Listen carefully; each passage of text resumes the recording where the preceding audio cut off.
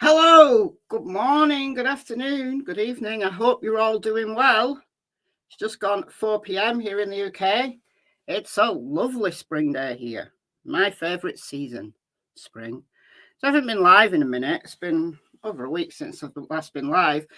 But I'm sure you'll know if you've been following the Delphi case. Yesterday, a bunch of YouTubers who'd requested exhibits were given those exhibits, namely the phone calls that were played at the trial. So I think there's 8 phone calls. Now, these are just the ones that were played at the trial because they contain the confessions, the quote-unquote confessions. All right, cool. I'm going to refer to them as the zombie phone calls because that's the impression I got from Rick Allen's voice. It was just like he was a zombie. So we're going to dip into the zombie phone calls, but the interrogations also were released. So the screenshot you're seeing on your screen right now is from the 13th of October 2022. So this was 13 days before Rick Allen was arrested. And the baldy, actually they're both bald, aren't they? But the baldy to the front of your screen is Sheriff Tony Liggett, Sheriff of Carroll County. Actually, he wasn't then, was he? He wasn't the sheriff then. He was Detective Tony Liggett. He's the sheriff now. Because it's interesting that the sheriff's election was, a matter of days after Rick Allen got arrested. He wasn't doing well. You know, the sheriff debates and stuff, he just wasn't doing well. So he needed that little bit of extra oomph to encourage people to vote for him. So Rick Allen being arrested, the solving of the Delphi case, I'm sure was just a complete coincidence. All right. Okay, so that's Detective Tony Liggett. And then the man at the other side, to the right of Tony Liggett, is Steve Mullin. Steve Mullin is the Delphi police chief yet again. He's gone back to being Delphi police chief. So he was Delphi police chief at the time here. He then became an investigator in the prosecutor's office to, help McClelland through the trial. And then once the trial was over, he resumed his position as Delphi police chief. Okay. And then the other interview is this one. This is Jerry Holman. This is now Lieutenant Jerry Holman, but was, I assume, Trooper Jerry Holman at the time of Rick Allen's arrest. This was the 26th of October 2022. And this is going to turn out to be one of my all-time favourite screenshots. Rick Allen rolling his eyes at Jerry Holman.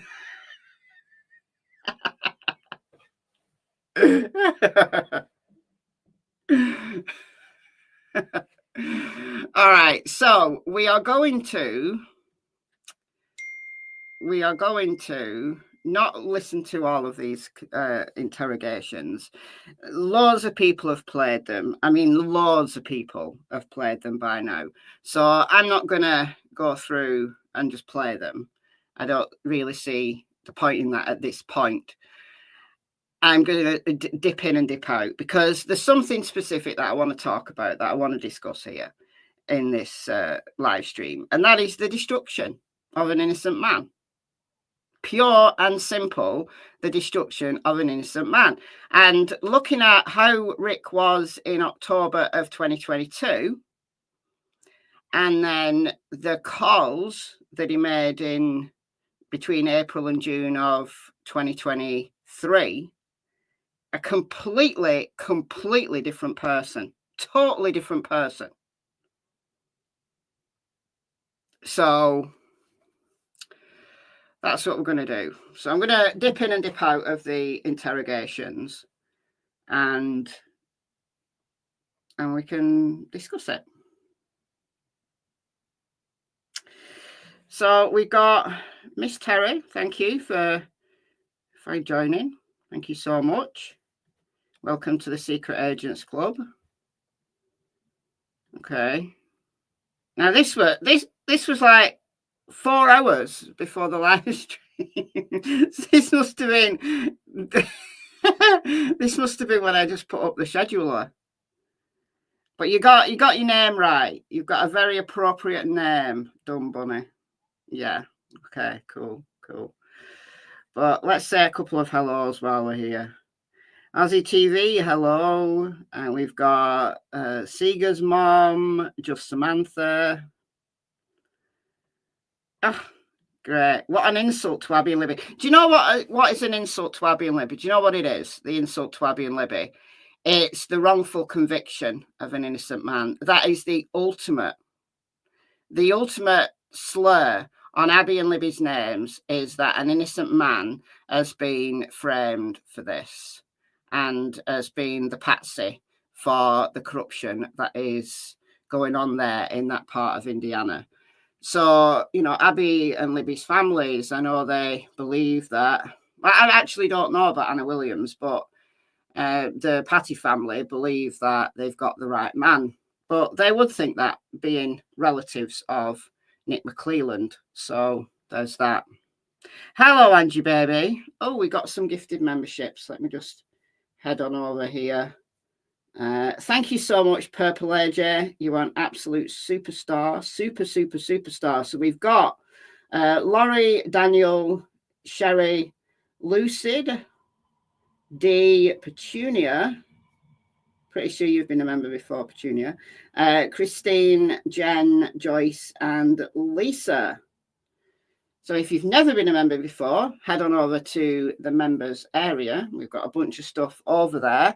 If you have been a member before, welcome back. Enjoy your free month, courtesy of the wonderful Purple AJ. All right. We got Angie Baby. We got Luna Blue. How short are his legs in the interrogation? He does have very short legs, but then again, he's only 5'4", so not going to have long legs, is he? Does BG have those short legs? Well, I don't know. Maybe. I don't think he does, but look, we'll talk a little bit about BG before we get into the interrogations. We'll talk a little bit about BG. It is nice to see the trolls here. It's okay. Look, listen. It's fine if you believe that Rick Allen's guilty, as long as you're respectful. That's all I ask. So, just coming here goading and just saying he's guilty isn't very constructive at all. But if you want to give me reasons why you think he's guilty that supersede the fact that the state's theory makes absolutely no sense based on the state's own evidence. And if you don't know what on earth I'm talking about, if you've been just, stuck in a rut for the last few months and you've just been listening to the Guilty channels, then you might want to go and check out my videos on the Delphi case since the trial. So just go and check those out. I'll give you permission to leave here and go and check those out, because I think that would be more conducive to your education on the case, is go and listen to those videos, because you sadly need that education. Emosland, hello. We got Holly, we got Christina, Jennifer, Queen of Ravens. Listen to the live while childminding. Well, good luck with that. You can always come back and listen to the bits you missed. Hello, Kimberly, Kelly, Scott. We got Linda.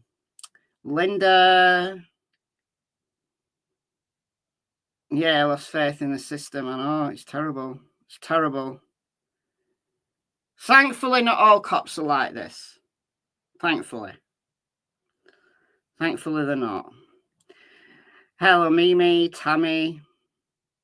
Of today to get the chance to catch this live. Whoop, whoop. Hello, Peebs, CW. We got Unindicted Co-Conspirator, Miss Terry. All right. Okay. Let's make a start. So, if you saw the video that I put on the channel, this morning, it's only 2 minutes, so I'll blink and you'll miss it. I did a voice comparison between Rick Allen saying down the hill and BG, because at around the 27-minute mark of the interview on February 13th, not February 13th, October 13th. February 13th was when the murders took place. Either February 13th or the early hours of February 14th, depending on your theory. So, October 13th, around the 27-minute mark, Rick Allen, they're talking about the location. They're talking about where he parks normally when he goes to the trails. They're talking about the routes he normally takes when he goes to the trails. And he was just conversing, just like, a normal guy would, just conversing about his experience of the trails, that he likes to go walking there. They go there maybe a couple of times a month. So I assume that would be him and Cassie. And he was then talking about some work they did or something when he was with Walmart, like tidying the place up. And he said the phrase, down the hill. Magically said the phrase, down the hill. So, there's a hearing in Coburger. It's actually going on right now. Right now. That might be why this chat ain't so busy. Maybe this chat ain't so busy because people are just sick of these interrogations now. Maybe if I'd done this live yesterday, people would be more interested in it. But there's a live Coburger hearing now. There's nearly 3,000 people watching on Law and Crime. So, anyway, not to worry. I'll go and watch that later. Is anybody watching the Lori Vallow trial?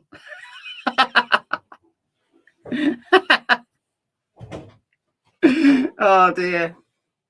Dear. I've been dipping in to that trial. I wasn't going to watch it because, look, she's guilty. It's a foregone conclusion, and I wasn't going to waste my time. But given that she's acting as her own attorney, I thought it would be funny to have a listen. And she's just really boring.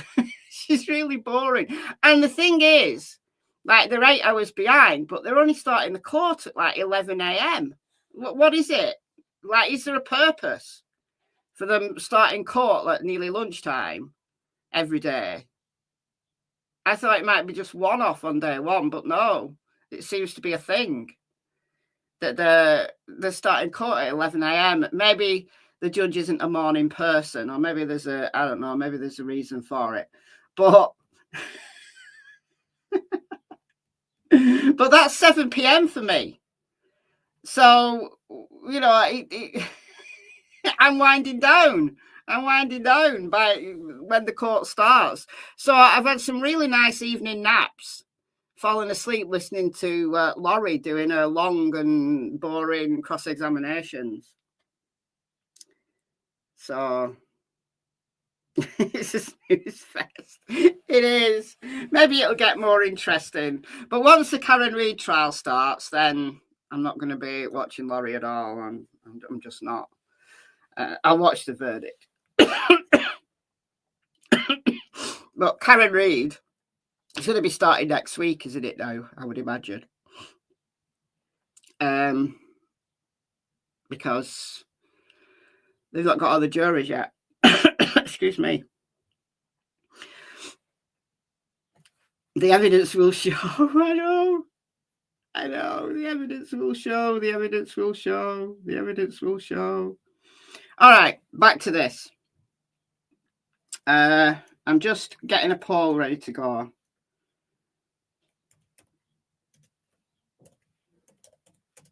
Because I'm going to play.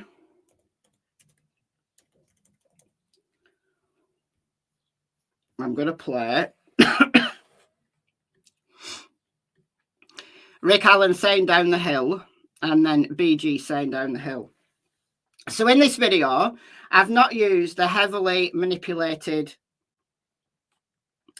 I've got a frog in my throat or something. I can't speak properly.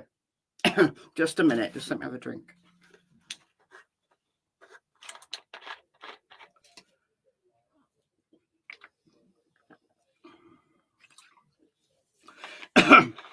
Wondering if the Russell Brand case will be on TV. No, it won't, Pincho, because it's a UK case and they don't allow cameras in the courts in the UK. So no, it won't. All right, so I haven't used the heavily manipulated down the hill that we've been hearing for years. I've used the original. So from Libby's 43-second video, I've used the original, and all I've done to it is just increase the audio slightly. So have a listen, and then I'm going to put the poll up.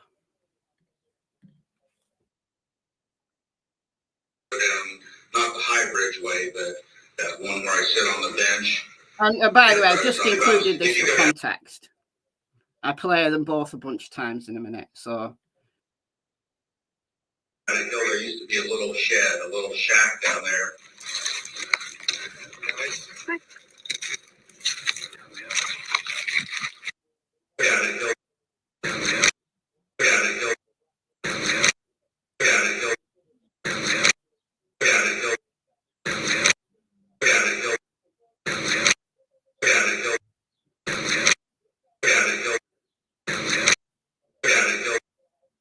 Now look, it's almost impossible to definitively say yay or nay. It's very subjective, and I speculate that if you already think Rick Allen's guilty, you're going to think that that sounds like the same person, and if you think Rick Allen's innocent, then you're gonna think it doesn't sound anything like him. But I'm going to put a poll up there. And is BG Rick Allen? Personally, I don't think it's the same person. Rick Allen has a slightly different accent. Like he goes down the hill, down. Like he's got more of like the Northerners say down the hill. My country, not Northerners in the US. Down the hill. But I think the BG's voice seems deeper somehow. Yeah, Rick's voice is slightly like a higher. I don't know what the words are. Like, do you say pitch? There's just something different about Rick's voice. They're similar. They are similar, but then again, you can play Ron Logan saying down the hill, and it sounds similar. BG's raspy. Yeah, he is. And a little bit more throaty. Hold on. Oh, Lord. I'm going to play. I'm just going to play it again.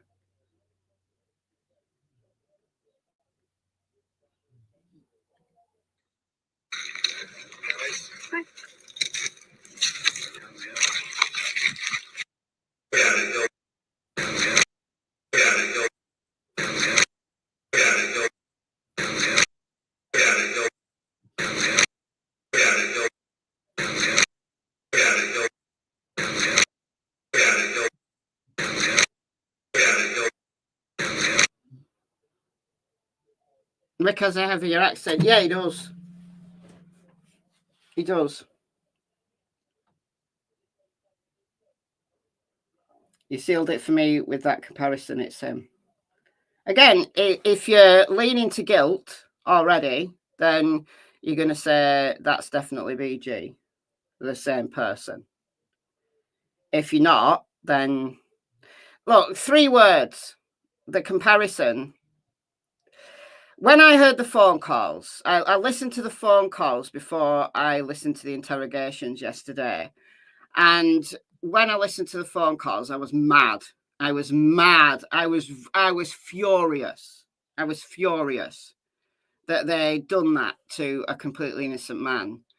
And I thought, no way is that voice the same as BG. No way.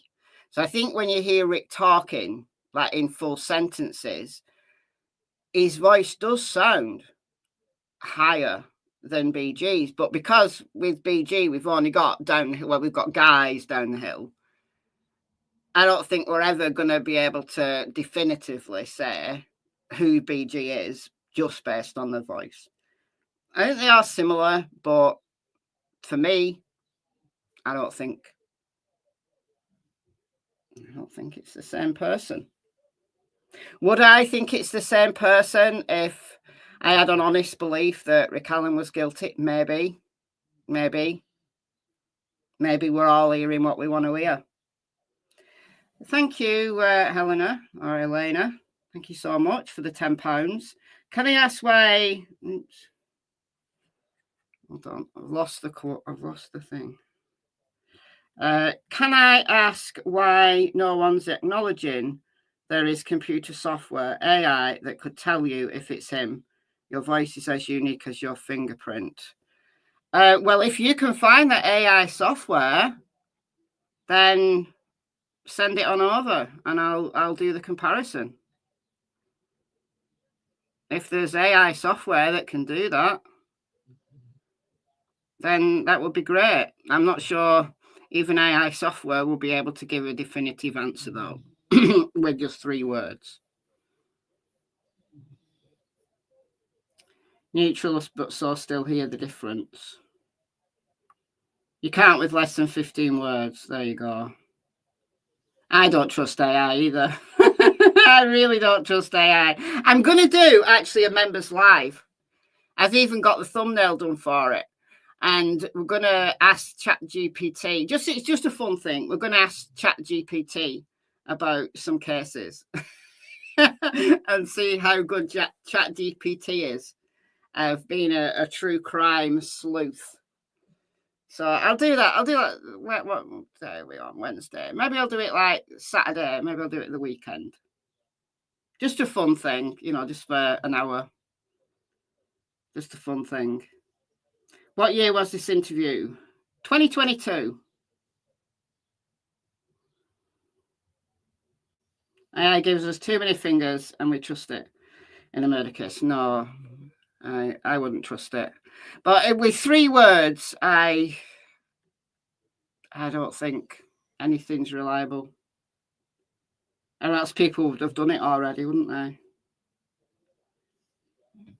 You would have to use the original BG voice to compare instead of the enhanced version. That's what I've used in this video. That was the original voice. That was the original voice directly from Libby's video. The only thing I did was increase the volume to make it the same volume as Rick's voice in the interview. I'm a linguist and you hear two different voices. I hear two different voices, I do, I really do. But it is subjective.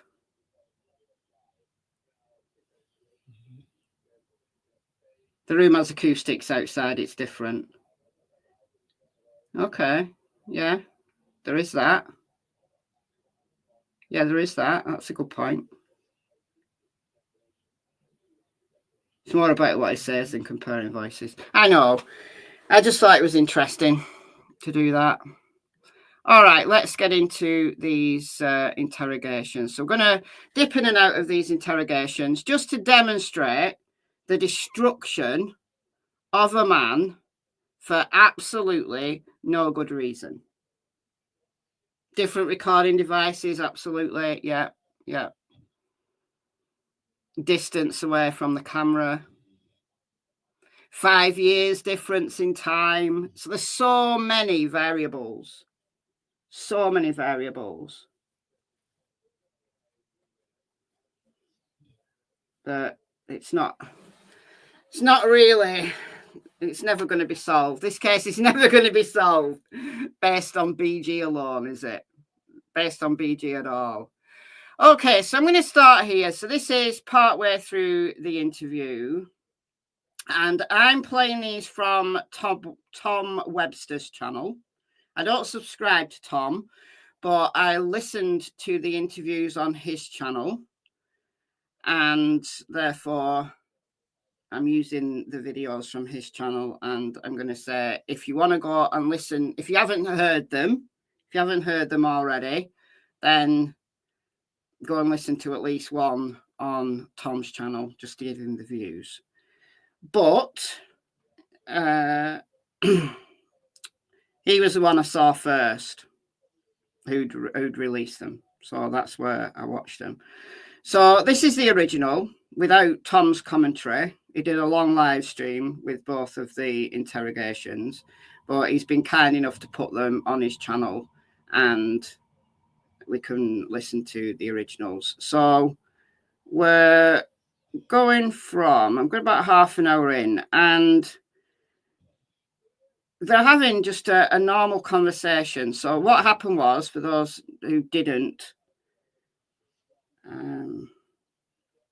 watch the interrogations, Rick came in, they read him his rights. They said that they were just wanting to talk to him about his experience on the trails the day that Abby and Libby were abducted and then found murdered the day after.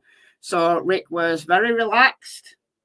It was just conversational. They were gaining his trust. It's a very, it's just basic copper in this, just basic, that you get their trust. So you find something in common with them, as Jerry Holman did, or you just ask them very, very basic questions. So they were asking him stuff about, are you married? Do you have kids? What's your education? Do you have any health problems? They're finding all about him, right? They're finding all about him. At that point, I'd have been incredibly suspicious. If they're asking me about my education and they're asking me about my health and they're asking me about me, that would have been the time when I got up and walked out. I'm telling you now, I'd have walked out within the first 10 minutes because I'd have said, look, I'm very happy to talk to you if you want me to run through my hour walk on the trails. As much as I can remember, I'll tell you. But why are we talking about me? Why do you want to know about my education? Why do you want to know about my jobs? Why do you want to know about my time in the army? Why do you want to know about my health? And I certainly wouldn't have told them anything about my health. I wouldn't have told them I had a heart attack at 37. I didn't. Rick did, by the way. I wouldn't say that I had depression and anxiety. I wouldn't have told them anything. I'd have said, listen, if you're here to talk about me, I'm sorry, I'm leaving. I'm happy to help you if you want to go over the statement that I made in 2017, just to ask me if I knew anything more. But there's absolutely no way I'm going to sit there and talk about me. I'd have made them show their hand.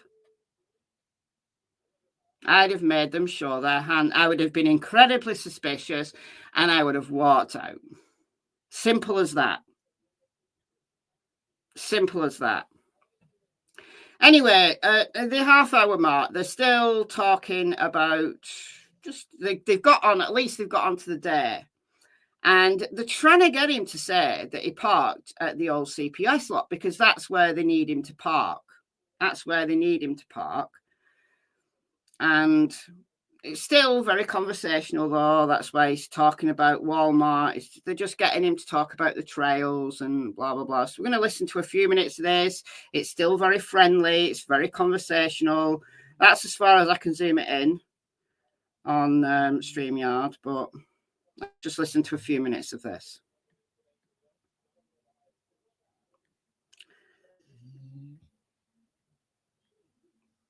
Oh, wow, Krista. Thank you so much for the $99.99. That is so kind of you.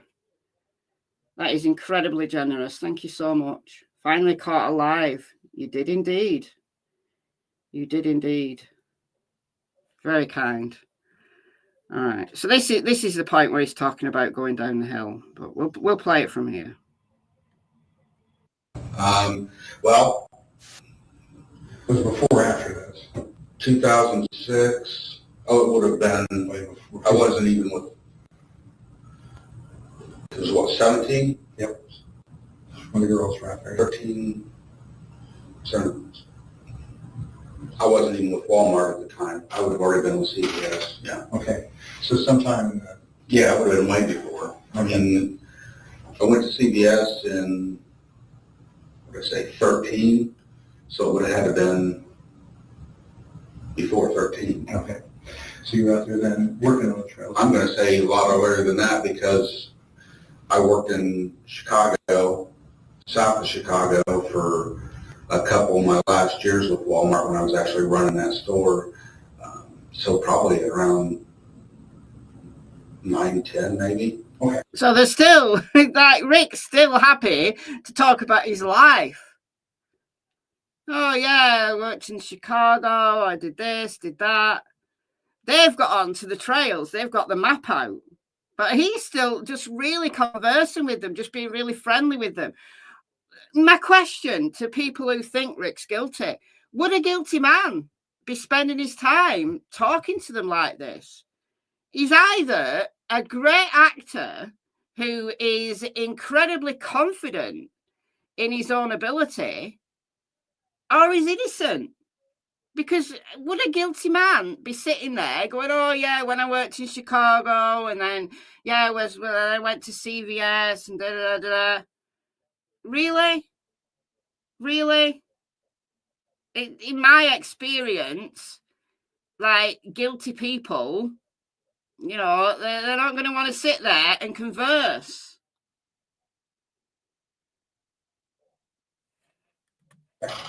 All right, somewhere around there. So you were working out there in trails. Have you been familiar with the trails before then? Was there a time that you had been out trails before then? And Steve Mullen is keep trying to get Rick back onto the trails because Rick's just having a chat. He's just having a chat. We had walked, after we moved to Delphi, I mean, we started experimenting. I mean, there were trails that we didn't know were there, but, you hear about one and you'd go, and I'm sure by that point, well, obviously I know by that point I knew about them because that's how I don't know how I got associated with the Dan. Rick never knew they had the round and the video from the girls' phone. Rick is sitting there doing, no, that's not true. The unspent round, yes. But the video from Libby's phone, everybody knew about it. Everybody knew about that video. Because within days of the murders, they released the picture, like a screenshot from that video of BG. And then they released The Voice Down the Hill. And then in 2019, they released Guys Down the Hill. So Rick would have had to have been living under a rock not to have known that there was video and audio from the bridge. So no, that's not true. That's not true at all. The unspent round, yes, none of us knew about that. So Rick didn't know about that. However, he absolutely did know, or should have known, about the video. And Dan something or other that runs the area, I think it was Dan, run like the Erie Canal thing. Mm-hmm. And McCain. Yeah. Okay.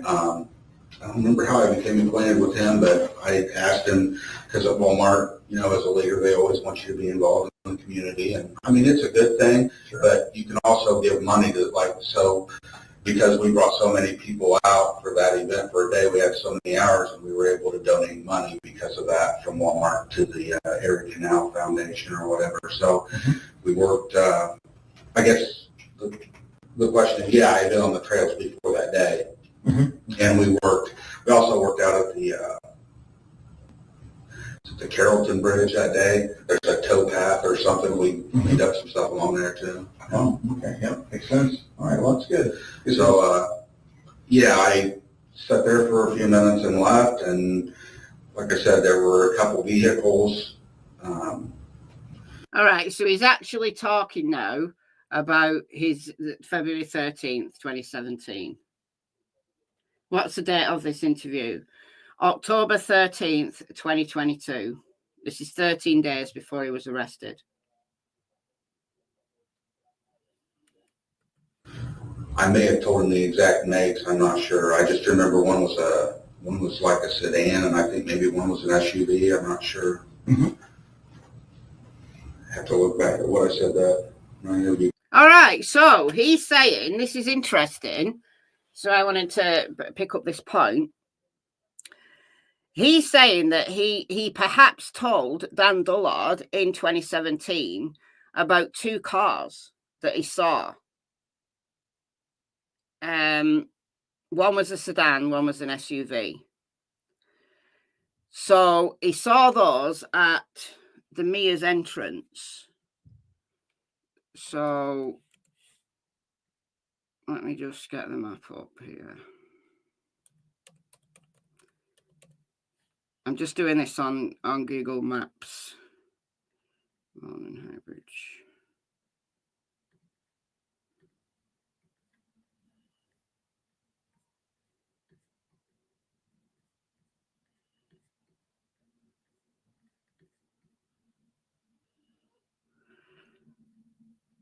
Hold on.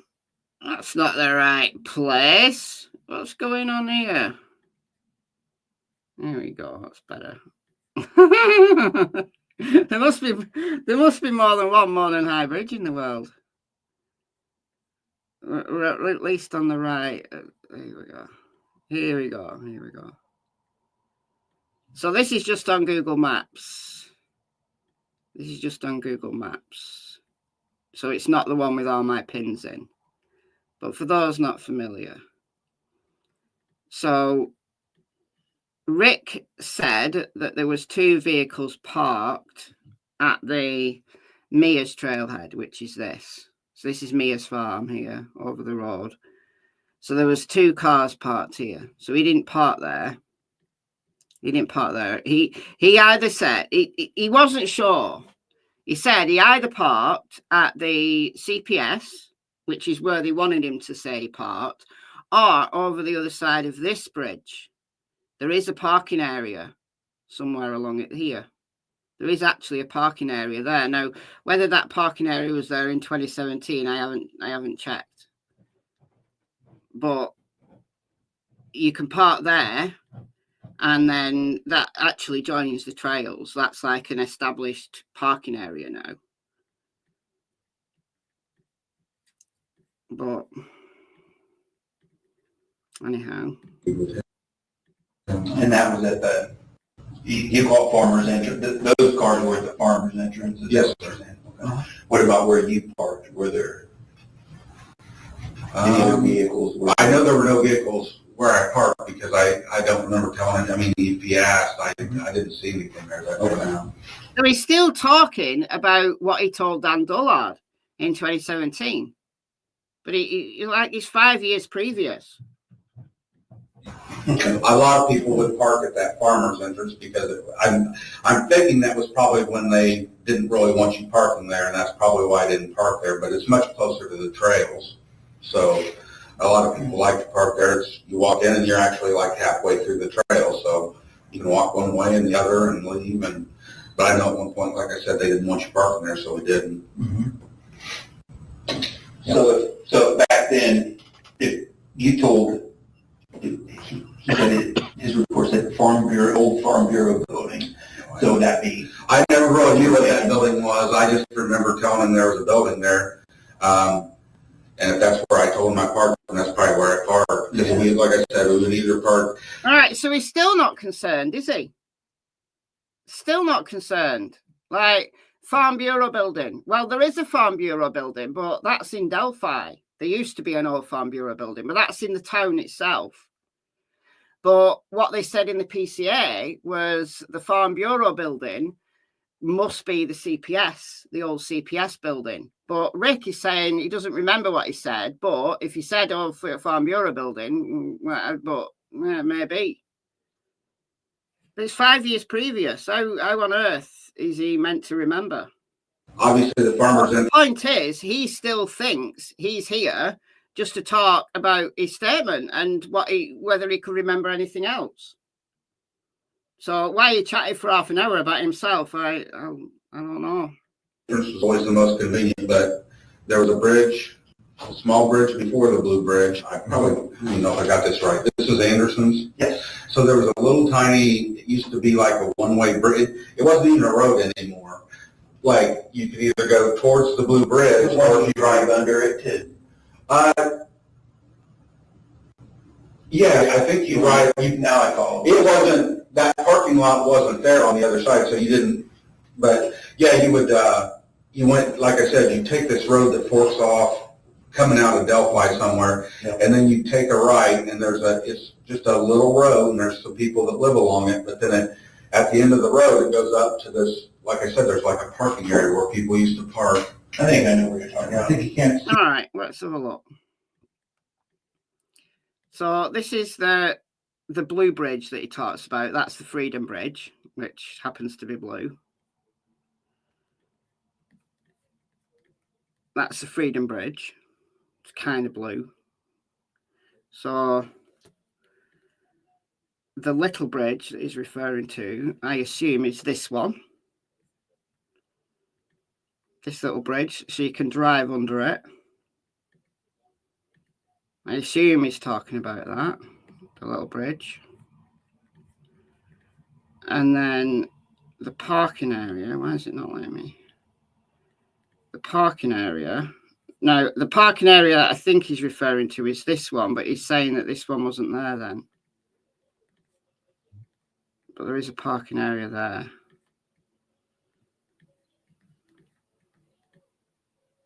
Oh, look at Google Street View, 2008. So absolutely it was there then. It may not have been called a parking area then, but it was absolutely there. But there was a building there, so maybe you couldn't park there in 2008. Hold on, I'm going to get Google Earth up just for a second and have a look at what that was like in 2017. It might be helpful. I wasn't gonna, because I have to change the way that I share my screen. But I'll do that just for a minute.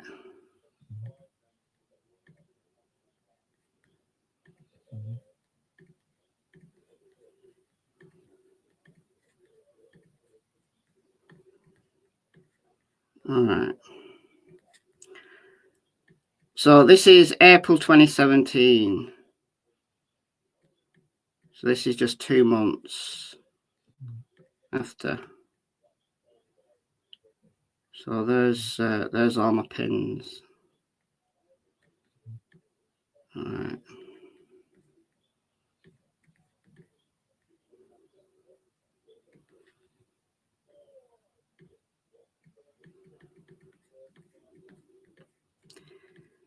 Okay, so you can see that the old CPS building is there.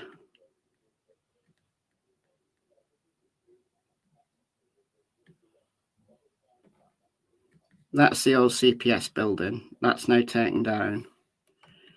But this is the bridge. And yeah, there was. Look, right there. Right there. So it was there in 2017. This is April 2017. So it would make absolute sense for Rick to remember this bridge and say, that's where we parked. That's the beginning of the trail.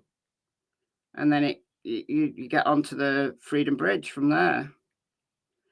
Like parking at the old CPS building, yeah, you can walk and then go onto the trails that way. You can, absolutely. But Rick doesn't seem that clear on where he parked. But just so you know that there was that parking area there in 2017. Okay.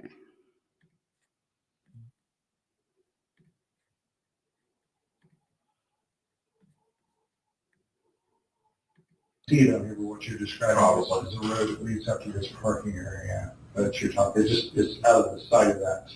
But they're trying really hard to get him to say that he parked at the old CPS building. Well, they're trying too hard. Again, I'd be so suspicious. That's why they tore it down. No, it was just a disused building. The old CPS building was a disused building. So it wasn't that wasn't the reason why they tore it down. Not that I understand anyway. I'm sure it's probably yeah. Okay. So how far out to the bridge did you go that day when you were out there? Do you remember? How far what? How far out onto the high bridge? I have no idea how many feet it is. The way I always know is there's one of those platform things that stick off the side, and I usually, years past, like 9, 10, let's see, 6. So now, if Rick was guilty, and I'll zoom it in, you won't see the CCs if you've been relying on those to understand it, but I'll zoom in as much as I can. If Rick was guilty at this point, surely you'd start to see him getting anxious because they're now talking about the bridge. Like, where did you walk? Like, did you walk across the bridge that day? Did you walk on the bridge that day? So a guilty man would start sweating here and maybe physically sweating. The voice would change. They'd start getting guarded. They'd start getting nervous. He is being vague, though. He is being vague, but he's being vague throughout because he can't remember. It's more than 5 years ago. So one walk that you had 5 years ago, he's referring to what he normally does. Like, I normally park there, or I normally walk there. This is what he normally does, because he can't remember that specific day. It's more than 5 years ago. So, yeah, of course it's vague. Like, if you ask me about a walk that I did 5 years ago, even if it was the time someone was murdered, I wouldn't remember. Not clearly, wouldn't remember, especially if the murder's nothing to do with me. If I'd murdered them, then yeah, I'd remember. But I wouldn't want to talk about it to 2 coppers. The fact that he's vague, the fact that he doesn't really remember is understandable.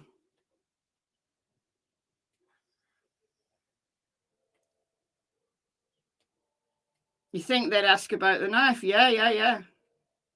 Well, they may be holding things back at this point.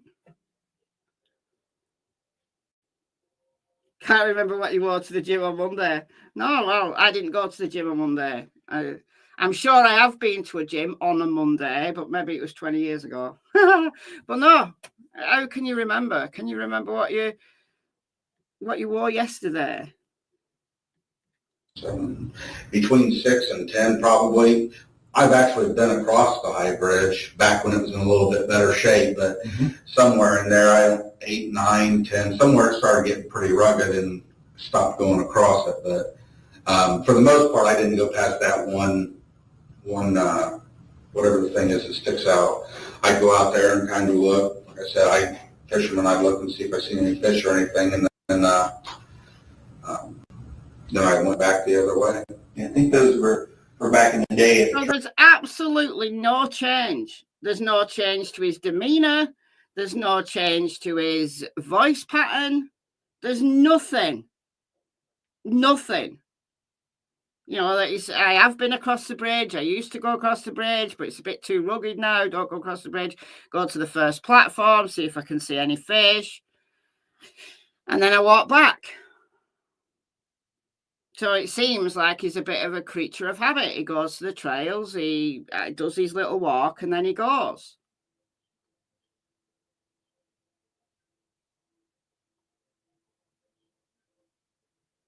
Do you think he's innocent? Yes. But not for this reason. These are just interesting. The reason why I believe he's innocent is because there's overwhelming evidence that other people are more likely to have done it than him. And the lack of evidence against Rick Allen is astonishing.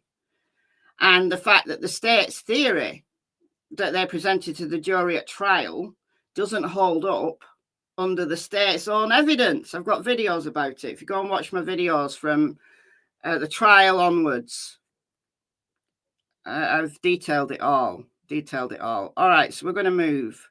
We're going to move to near the end now.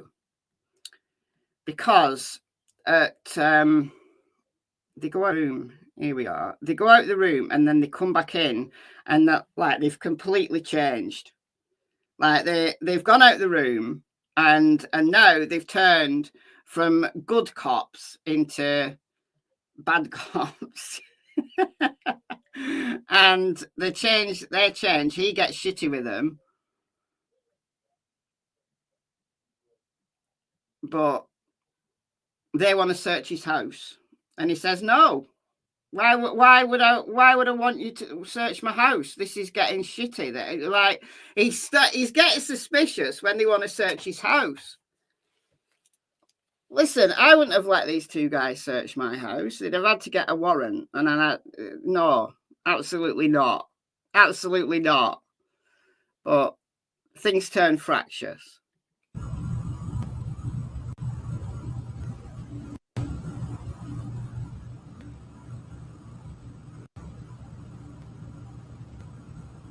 Maybe we'll fast forward a bit.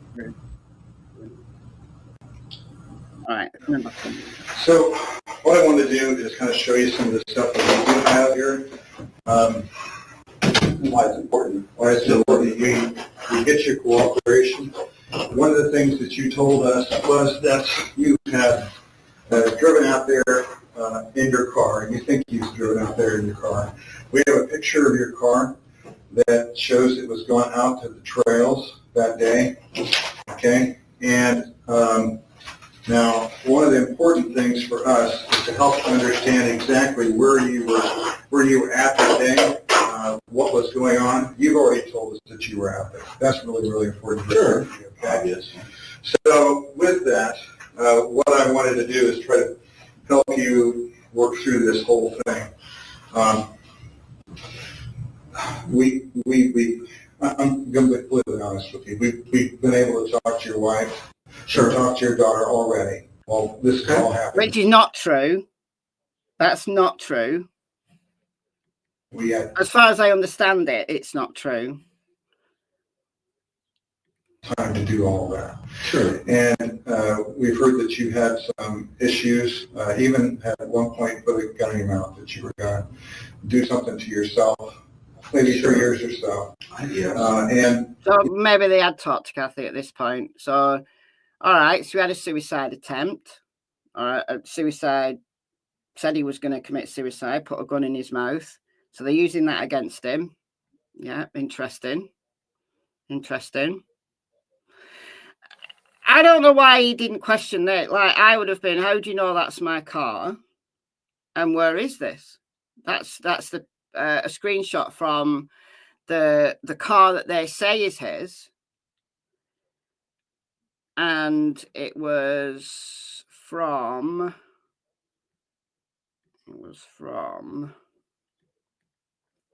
the Who's Your Harvey store. Where are we at here?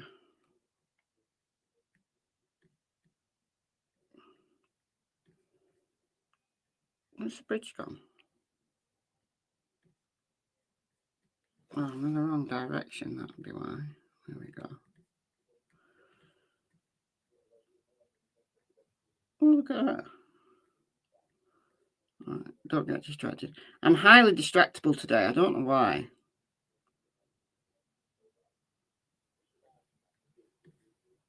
Anyhow. Where's the bridge? Where's my bridge gone? I'm going in the wrong direction. That will be why.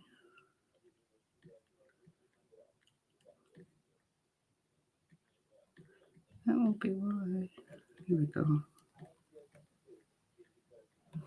Right, there's the bridge. So the Who's Your Harvey store's here. So it's the camera on this building. So they caught the car. They said he was going west. So this direction.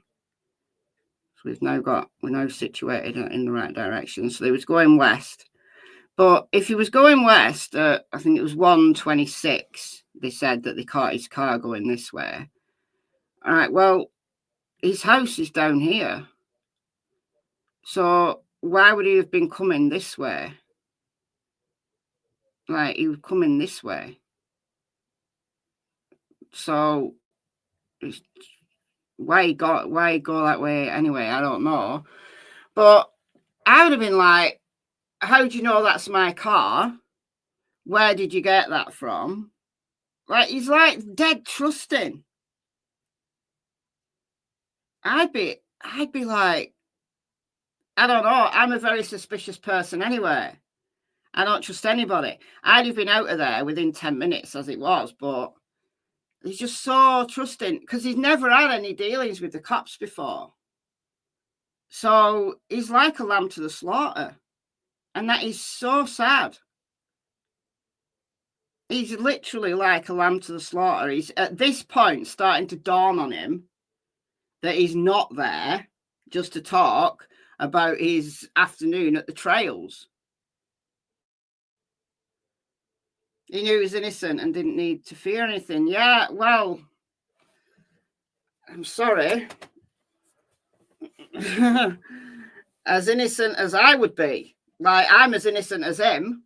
But if two cops started questioning me about a double murder, you know, that I happen to have been in the location of maybe a couple of hours previous, there is absolutely no way on God's sweet earth I would sit there conversing with two investigators for over an hour. No way. I just wouldn't. you know, look, there's a lot here that we need to get clarified, okay? As you well know, we have pictures of an individual who was on the bridge. And to some great degree, you described that individual as wearing, yourself as wearing blue jeans, a jacket of the same color as that. Oh, God. Oh my. He was wearing blue jeans. Can you believe it? blue jeans and a jacket. Wow. Really?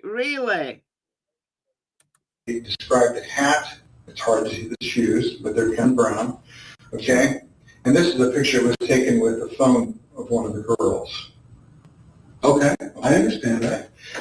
And the question needs to be, is that you?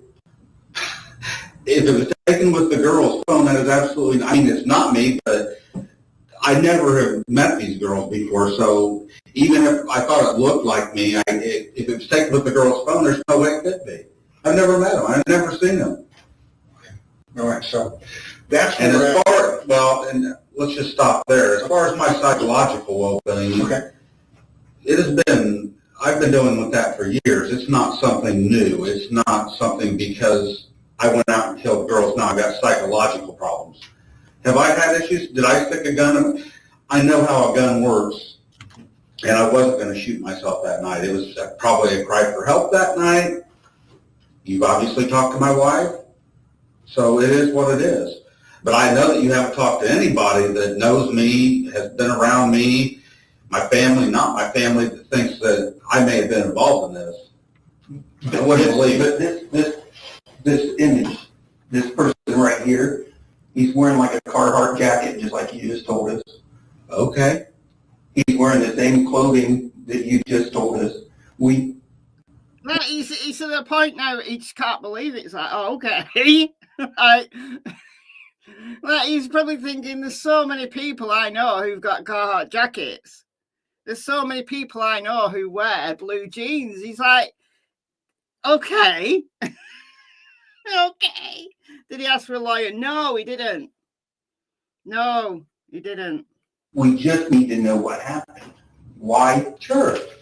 I said I was wearing blue jeans. Now, I think blue jeans is a pretty common thing that people wear, and I said I was probably wearing a black or a blue coat. It could have been a Carhartt, a zip-up with a hoodie in it. I've had black ones. I've had a blue one, or a blue one and a black one. Like, I guess, you're taking what I told you I was wearing and saying that that's me, and it. So the other kind of... And you're serious. You literally want me to... Every male in Indiana has the same clothes. Well, they're common here as well. I mean, look, if I went for a walk around the woods, and like older guy like my age, they'd be wearing very similar clothing to BG. I could probably go down the road and find someone who at a distance would look like BG.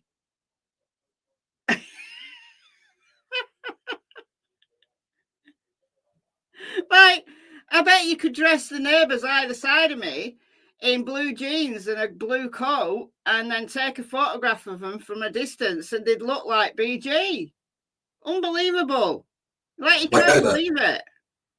You want me to say that that's my car? We looked at it matches everything. That is your car. Okay, well, I'm saying that picture, it's like, okay, Yeah, no, that there's zero doubt. Okay. That's you. Zero doubt. Zero doubt that that's his car. It's just a dark car. You can't even tell that it's black. It's a dark car. And he's not said what time it was seen. He's not said where it was seen. But there's zero doubt. okay, that's We're fine. just showing you what we have and why we need to eliminate it. That's Sure, the point. sure. All right, well, we're all done here. Well, here's what Unless you want to arrest me. That's fine. here's what I want to say to you at this point. You're going to arrest me, that's fine. Like, he doesn't care. He just thinks it's silly.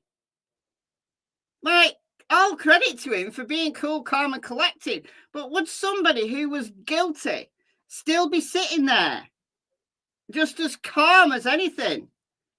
He's either a damn good actor or he's innocent. Or he's innocent. All right, we're going to take you. How much is there? I want to get to the bit where it gets fractious. So they say they want to search his house, and he ends up walking out. An hour and a half too early, though. Too late, rather. Richard, we're not upset with you, not mad at you, anything like that. We're just trying to get to the bottom of this, okay? No, I'm not, I'm not here to give you a hard time. I'm just here to try to get the situation straightened out. Mm-hmm. And what we want to do is simply get to the truth. What would help us get to the truth is being able to look inside of some of the things you're talking about, okay? And I get that, okay? And maybe on the other side of things, sure. And on the other side of things, if I thought I had something that was going to help you, that would, what do I have that's going to help you? Okay. Well, I have some questions we can go through here, if you don't mind. And I think we're done. We have some other questions here that we could go through here. And what I could do, want to hear questions? What does that hurt? Some of the questions that we can ask you are simply this. And I don't want you to feel like these questions all sound strange, and it'd be very, even accusing in nature, but I want you to understand I'm not trying to offend you. But help us out. I get it. Help us out. Would a guilty man be sitting there? Like, look at his body posture. Like, he's got an open body posture, leaning towards Steve Mullin, not defensive in any way. Elbow on the table, relaxed, laughing, like scoffing, like, okay. Getting to a little bit farther along in this matter. So, I don't know. Like I said, you went, you talked to my daughter and my wife. What do you want? Now, that's in the video. I can't tell you what happened. I don't know what they redacted from that. Don't know what they redacted. How much they reacted, don't know. I can tell you that if that picture was, you can sit and take anybody and say, well, if they were wearing this and wearing that, that could be them. If that picture was taken from one of the girls' phones, here's the problem. Right, if you dress Tony Liggett in blue jeans and a blue coat and put him on that bridge and then took a photograph of him from a distance, he'd look like BG. If you took a picture of Jerry Holman from a distance with blue jeans and a blue coat, they'd look like BG. It's just an older guy, middle-aged guy. Certainly not a young man in his 20s with dark, poofy hair that Betsy Blair saw, that they think is Rick Allen. He's not worried at all. Look at him, like, he's not worried at all. Because I've never met him. No, but listen, here's the problem with that. You know why you can put a lot of people and say they're wearing blue jeans and a blue coat, but you know what the difference is? No, you said you were there. Well, sure I did. We have people that saw you. Okay. Ricky said you were out on the bridge. Okay. Unbelievable. So there aren't that many people that saw me. I'm sure I didn't miss that many people. If they walked behind me, I guess. You said that you were out on the bridge, this bridge, yourself that day around the time when this happened. No, I didn't. You said you walked out onto the bridge. When we talked to you earlier, you said that you walked out to about the first platform or within that area down the bridge. That's what you told us. So we know that you were on the bridge. Of course I was. Okay. And I told you that. And with that, we can say that, is this person you? That's the question. Is that person you? That's the question we have to answer. Sure. Okay. So if that person is you, we know this person followed the girls all the way to the other side of the bridge and then told them to go down the hill. Follow the. I don't even know what you're talking about. Like you're saying, don't. Okay. So the bridge here. Okay. This is the girls walking towards the other side of the bridge from where the trailhead is at.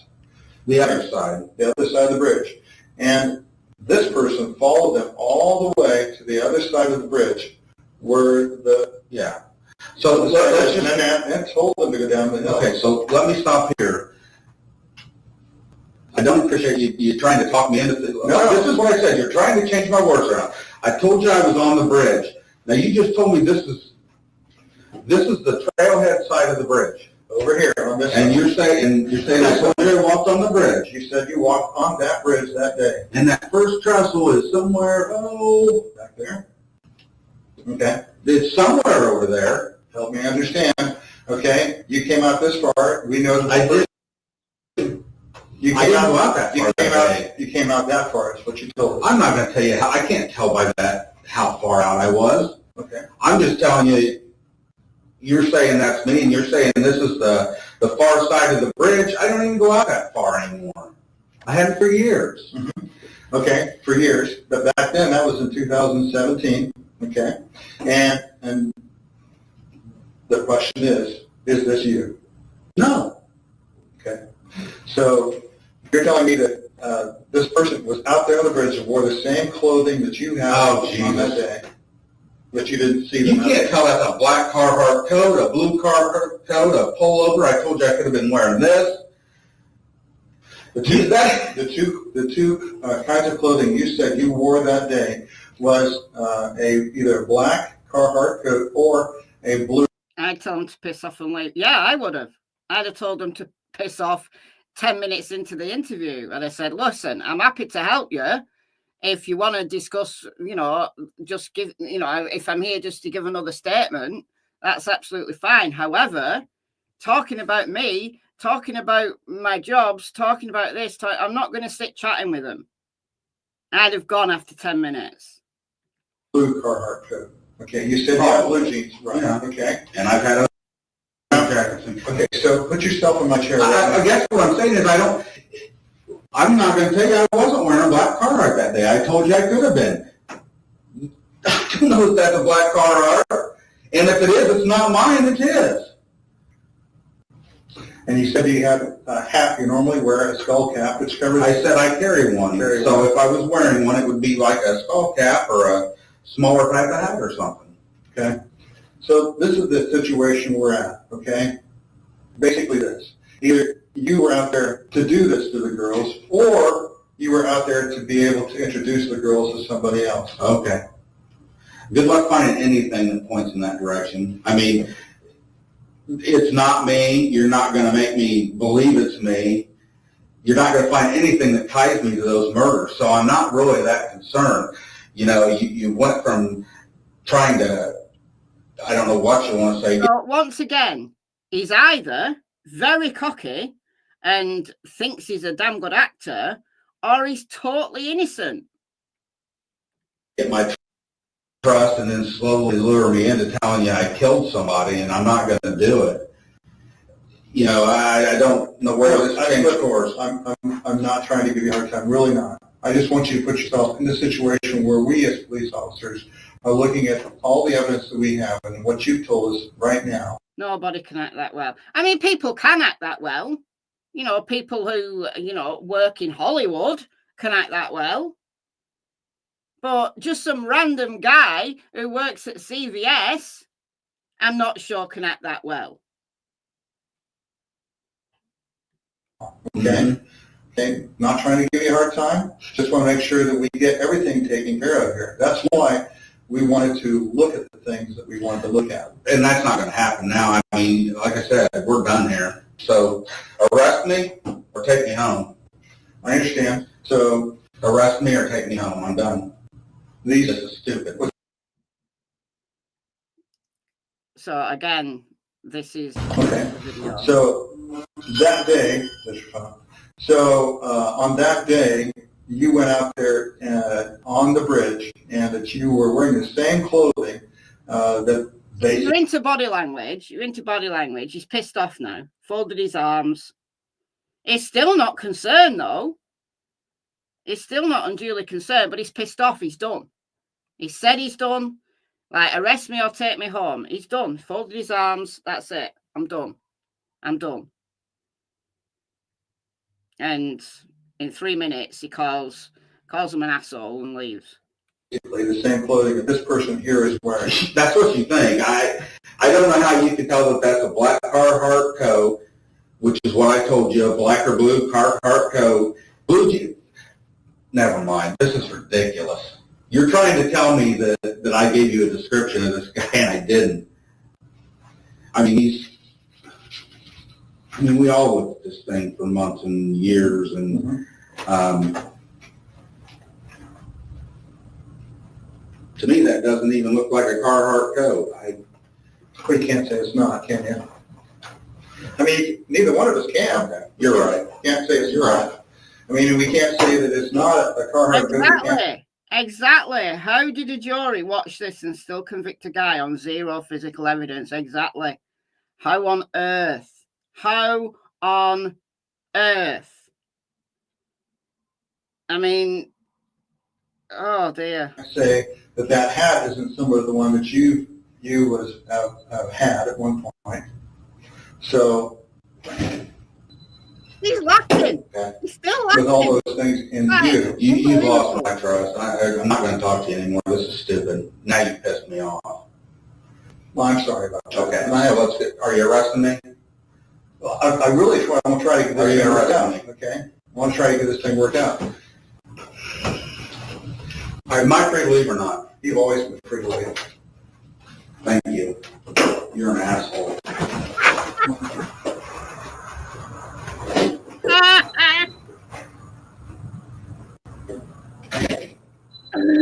I love it.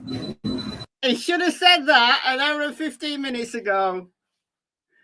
He should have said that an hour and 15 minutes ago. So that's an hour and a half. All right. Now, Jerry Holman. This is 13 days later.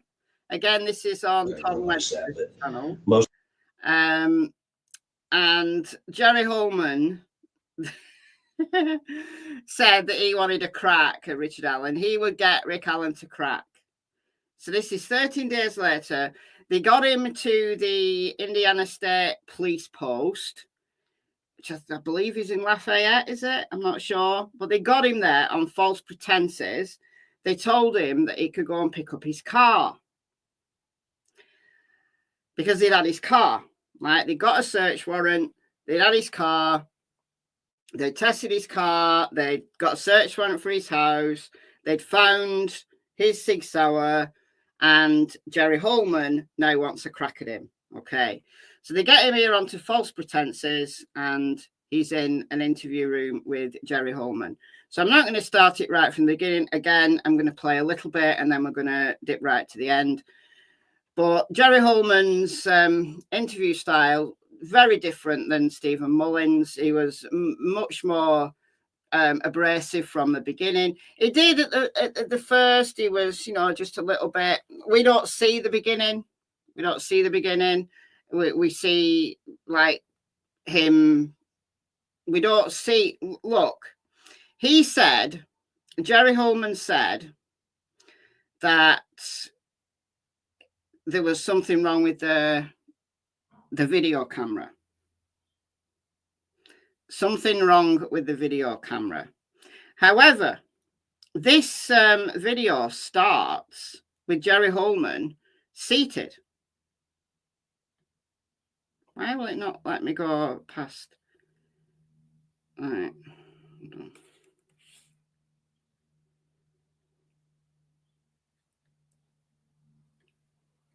Which means absolutely nothing. Look, it starts in the middle of a sentence. Jerry Holman seated. So Jerry said the reason why that Rick wasn't read his rights on camera was because he'd had his rights read 2 weeks previous, so it was still good. And there was something wrong with the video camera, and he had to go out of the room and sort it out and then come back. But you don't see him coming into the room. So artificially, the first bit of this has been clipped. Because if he'd had to go out of the room to restart the video camera and then came back in, you'd see him coming into the room. But you don't. So this video has been artificially clipped. So the defense are absolutely right when they said that this video has been tampered with. But anyway, he's talking about guns. He's talking about shooting. Like, he lives in the middle of nowhere, so he shoots his gun in the middle of nowhere. But he gets straight into it pretty quickly about the guns. So we're going to play it here from the about 3 minutes in. Okay. Sorry, it's a Ford Focus. Is that what it is? I mean, if I do, I certainly don't remember. Most of my family has vehicles, so extra vehicles. Yeah. So. All right. So he's asking him, did he lend his car to anyone? And then that somehow gets translated to his gun. But Rick still open body posture, maybe a little bit more guarded than he was initially, 2 weeks previous, but understandably so. I would have walked out. I would have gone. Like, I would have been, where's my car? Why are we talking about this again? I want my car. I'm leaving. That would have been it. I'd have been gone.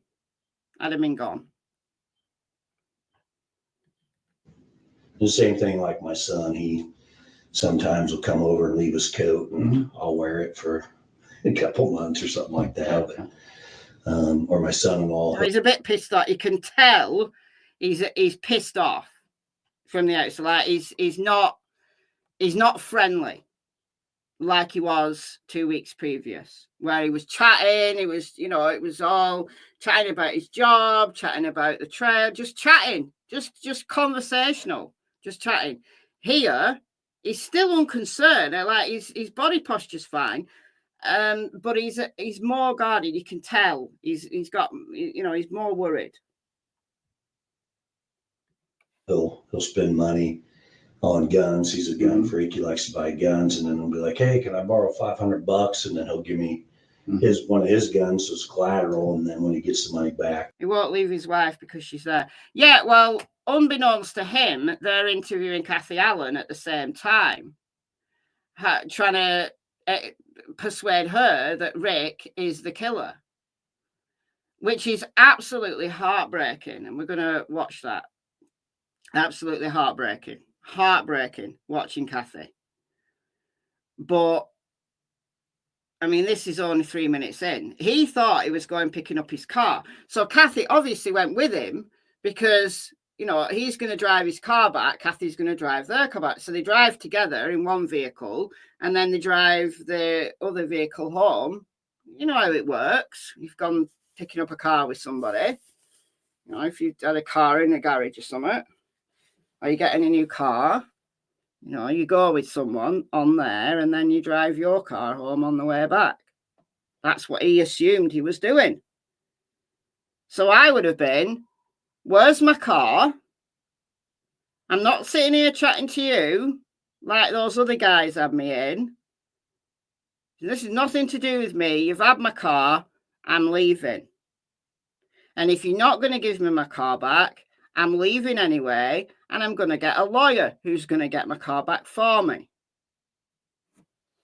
I wouldn't have had this. I really wouldn't have had. But he's so naive. He really is. Because he's never had any dealings with the cops before. He's unconcerned about it. anything like that you know of? Okay. So, I'll let the lab know that. That's one of the big things. And then, like I said, some of the tests are already back. Mm-hmm. I do want to talk to you about one of the tests that we got the results back. The other thing is, any of these knives or the gun, did you have that the day that you recall having that with you on the day of the 13th when you were out there on the bridge? Mm-hmm. No. You don't remember if you did or you didn't? I didn't. I just went out for a short walk that day. Okay. Okay. Well, we'll get to the meat and potatoes of this, Rick. I appreciate you being cooperative with me. I want to talk about the results. He trusted the police, yeah.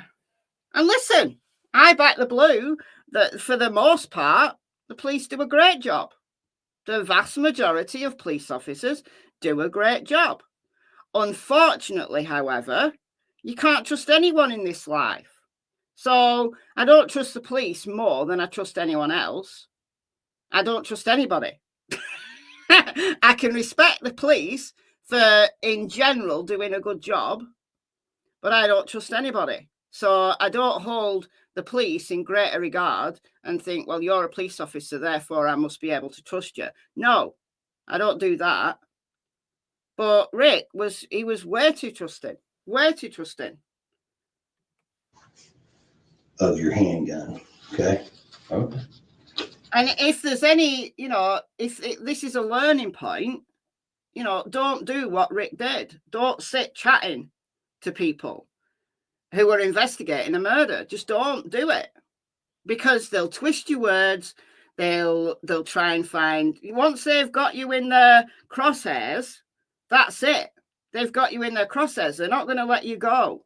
They're not going to let you go without a fight. So don't have that fight, because they're going to win. They've got the power. They're going to win. So get yourself out of there. Do not do this. Do not do this. And if the police want to talk to you, bring a lawyer. I would have said, I want my car back. If you're not going to give me my car back, I'm leaving. I'm leaving. And I'm going to get a lawyer who's going to get my car back for me. See you later. And at that point, Jerry Holman would have had to manhandle me and arrest me. And I would have said, I'm not leaving anyway. If you want to arrest me, I want a lawyer. That's it. Boom. Can you just play the video? No. Shannon, if you want to go and watch the video, go and watch the video. It's right here. I'll put a link in the chat for you. If you want to go and watch the video, there's the video. It's on Tom Webster's channel. I'm here, as I said at the beginning, here to discuss this. I'm not here to play these interrogation tapes all the way through. I'm discussing points that I think are important. And I think it's extremely important to give the advice to everybody. Do not trust the police. Do not trust anybody.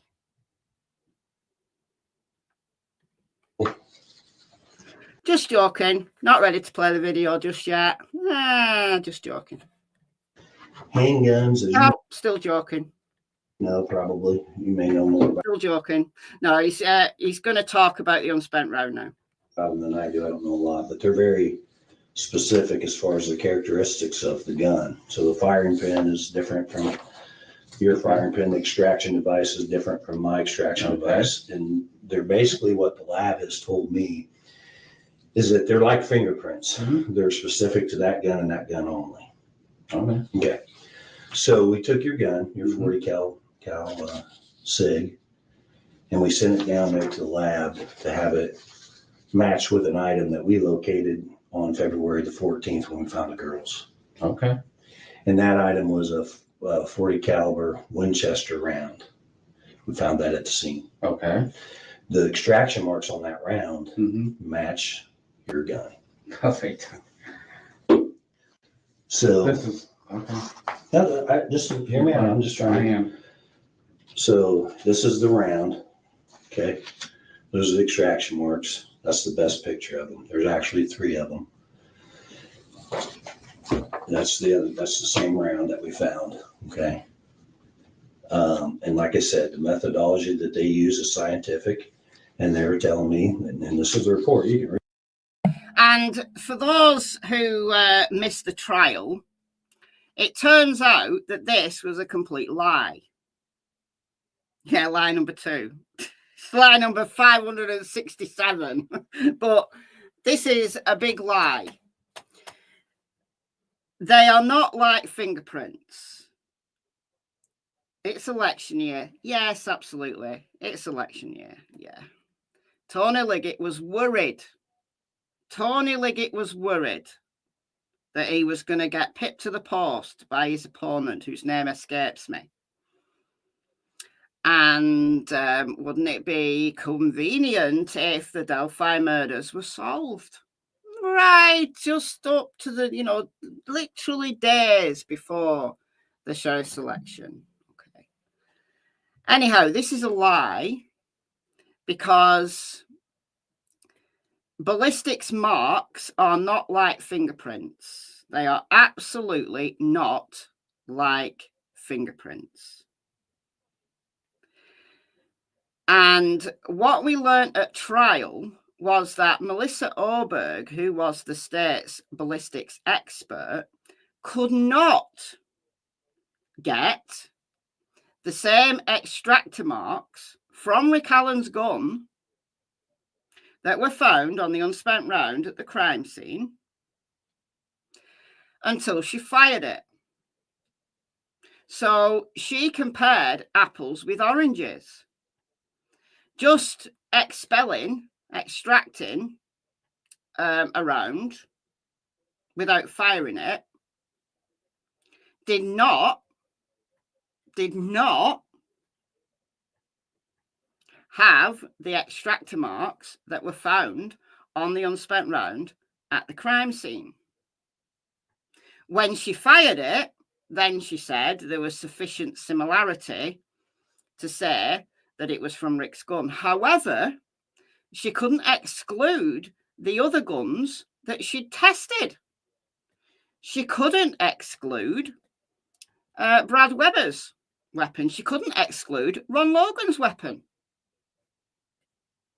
Yeah, Melissa never wrong, Oberg. Yeah. Said on the stand, I'm never wrong. Well, no.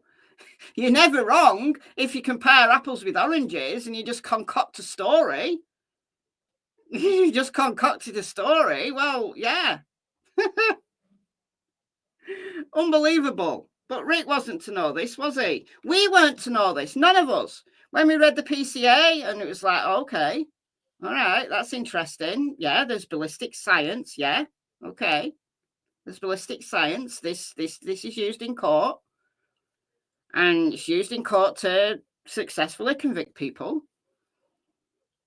And yeah, maybe they got the guy then.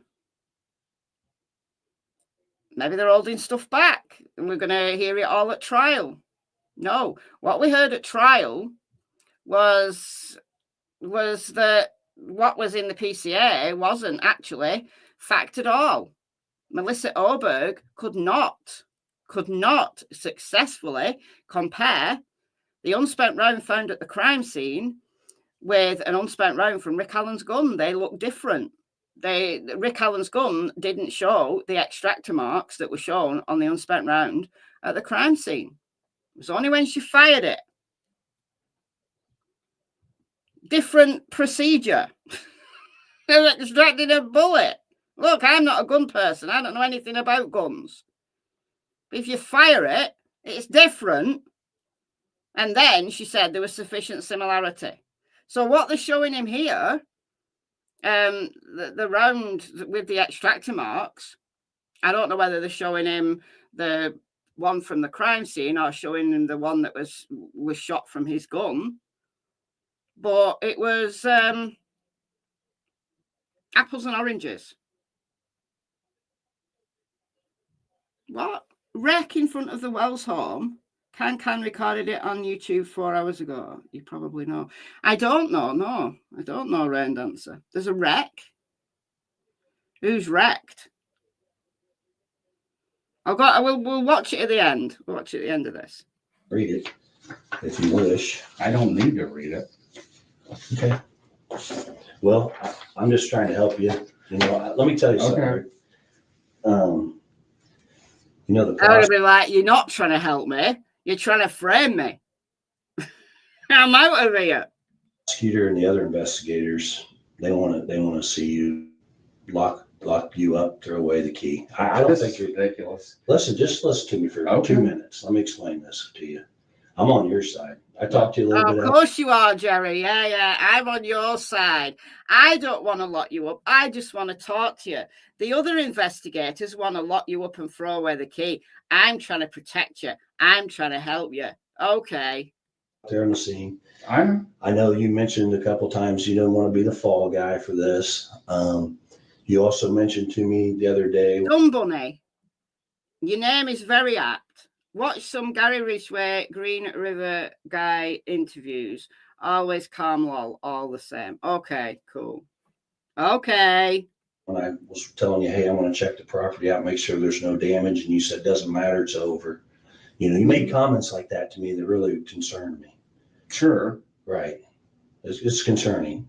And what I mean by it's over is that you've already started something here that there's no backing out of. So you've done, the damage is done, I guess is what I'm saying. That's what I would have been referring to. Okay, and I agree with that. We have started this. We've been working on this for a long time, and all the evidence is clearly indicating you're involved in this. And listen to me, Rick. I don't believe you should be the fall guy. But all the evidence, you say you're out there. We have witnesses out there. We have your vehicle. We have experts. We have experts that say that's you on the video and that's your voice on the video. No, that's a massive lie. Massive lie. There were no experts that said it was him on the video. No experts said that. Okay. Experts, not me. I'm not an expert. I got you. Okay. And now we have you around at the scene. Okay. Not on the bridge. You said you're on the bridge. I don't even know how my bullet would have gotten out there if that's my bullet. It's without a doubt that this is. It is disgusting. They are allowed to lie, though. This is the thing. They're allowed to do this. So don't fall for, I'm going to help you. Everyone else wants to lock you up and throw away the key, but I'm here to listen to you. I want to hear you out. I want to hear your side of the story. No, you don't. You're an absolute slime ball. Very scientific. So let me show you a picture of this round, where it was found. That's the round right there. Okay, trigger warning. That is Libby's leg. So I'm gonna do that. Hadn't been out there very long. That is Liberty's foot. It's within 6 inches of one of the dead girls' bodies. There's no way. There is. I'm telling you, there's not. How did that round get there, Rick? I don't know how the round got there. What I'm telling you is, if that is truly what you're saying it is, it's not my round. The scientific experts are saying, I got a report saying that round came from your gun. Okay, but understand this. You were on the bridge. I told you I was on the bridge.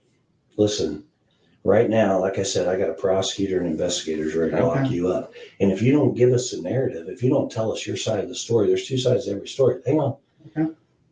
I'm trying to help you. I get that. The media is going to portray you as this monster, and you don't want your wife. And it's already going to get there anyway. So yeah. So this is your chance to tell us exactly what happened. Unlike some people, most people, I care what people think about me, and you do. You've already set that ball rolling. Yeah, but there's only one way to get out. And that's what he meant by it's over, because like they searched his house, the neighbors were talking. Rick cares about what people think. So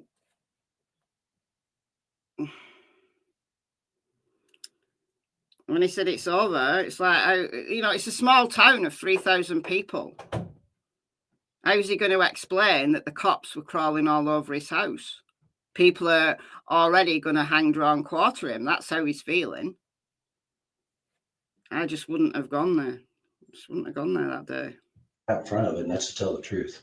What happened that day? I can't tell you what happened that day. You can tell us. There's no doubt in my mind that the evidence clearly indicates that you're involved. Yeah, Nick was at a water park. Nick was at Pigeon Forge in Tennessee with his girls and got a call. Got a call that the bullet matched. Oh dear. Involved in this. Are you the mastermind behind this? I don't know. Mastermind, okay. Did somebody else set this up? I don't know, Rick. I want to know. And only you know. The truth will set you free. That's it. Yeah. The truth will protect you from the Well, that's what I would. These facial expressions are priceless. Absolutely priceless. What day did they arrest him? This day. This very day. This very day. This was the day he got arrested. He didn't go home. He did not go home after this day. Thought. Well, tell the truth. Tell me how this round got next to one of our girls, in between both girls. I don't know. You do know. And if you don't tell me, you're going down for this. Well, okay. I'm serious. This isn't a joking matter. I'm not joking. You're this Do you close. realize what you've done to me? This is like, you've talked to the people I work with. You've talked to my neighbors. You know, I've got anxiety. I got all kinds of stress and depression. And one of the big things is you cannot even think something about me. But if I think you think something about me, it bothers me. And that's already done because people out there already know that you think I did something. I don't think. And I didn't. Okay. Rick, I don't think that. The evidence clearly indicates you're involved. Mm-hmm. So if you were in my seat and I had you saying you're out there, witnesses saying you're out there at the same time with the girls, and now after a search warrant of your house, we find a gun, your gun. You own that gun, right? I do. The bullet was buried. I don't think it was like full on buried, but it wasn't on top of the leaves. I think it was like under the leaves. When did you buy it? Oh my gosh. I don't even remember. I mean, 2001. I'll check for you. I know a lot of the answers to the questions I'm going to ask you, but I'm just trying to give you the opportunity to be honest. Okay. That's why I asked the question. So you bought it in 2001, correct? Okay. Right. And I asked. Right. So he goes on and on and on. Right. It gets very fractious. It gets very difficult to listen to.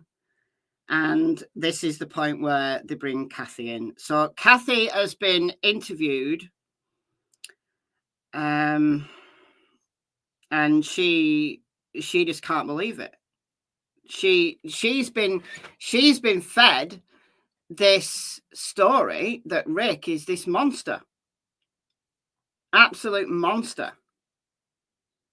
So they bring her in and they let them talk. Obviously, this is all on camera. Once again, please do not do this. Please do not ever get yourself into this situation because they will eat you and spit you out. All right, so he's looking upset now. I think there's a sadness in his eyes. There's a sadness. I think he realizes at this point what trouble he's in.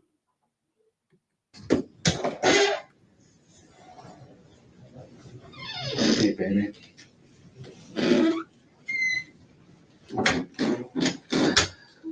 I feel absolutely heartbroken for Cassie.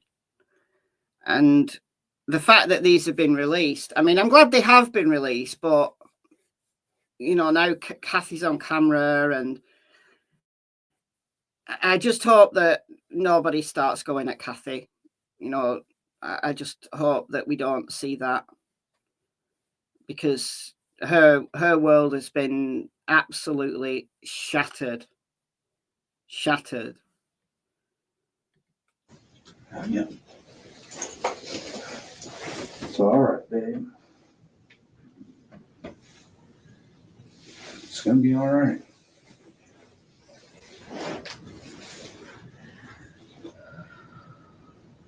They're trying to tell me that you actually believe that I did it. And I just can't believe that. Trying to figure out where there's a bullet out there. I know. Do you think I'm not? And that's what I told them. Yeah, but I can't explain something I don't understand. I tried to explain to him that there's no way that a bullet from my gun was at a murder scene because it didn't happen. I didn't even have my gun that day I went out.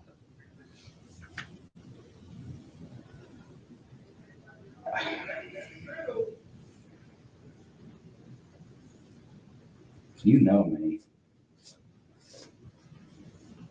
You know this isn't something I could do.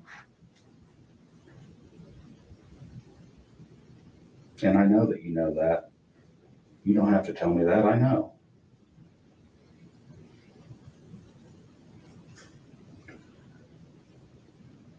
They really think I did this. And they want me to believe that I know you know I didn't do this. I guess that's what I'm saying. I don't know what they're trying to do here, but I'm not going to say something that's not true, and I can't explain something that I don't understand. The only way. Yeah, dread to think what law enforcement told her. Yeah, they'd have told her that they've got loads of evidence against him, that they've got experts who said that he did it, that they've got his gun, that they've got this map. They'd have laid it on absolutely thick because they'd have wanted her to say things like, oh, well, yeah, he behaved differently, or, oh, yeah, well, it makes sense now as to how he changed. They'd have been wanting to elicit stuff like that from her so they could use that against him. Yeah, I'd like to see the interview with her. So would I. So would I. But I bet it's absolutely heartbreaking. Heartbreaking. Because look, Rick was cool. He was cool. He was laughing. He was thinking, like scoffing. Like, I can't believe what you're telling me. I can't believe what I'm hearing. But they'd have gone really hard on Kathy in the nicest possible way. You know, like, we're here to help you and we're here to support you through this and da-da-da-da-da, while all the time manipulating her. And the thing that strikes me is that Rick, at this point, seeing Kathy so upset, he's not concerned for himself now. He's not concerned for himself. Like, he's saying it's going to be okay. You know, it's going to be fine. He's trying to placate her. And just remember this. I'm playing this through. I'm not going to interrupt it again until Jerry comes back in. But I want you to remember this and how it was here for a few minutes' time when we play the zombie phone calls. Way for me to explain it is that I don't know. Because I'm saying it's not possible. There's no way that a bullet from my gun ended up at a murder scene. I didn't murder anybody. I didn't help somebody murder anybody.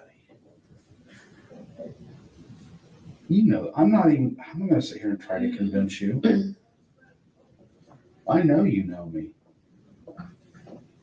I know you know that I didn't do this, had anything to do with it. Like, talk about scheming or something. Yeah, I don't.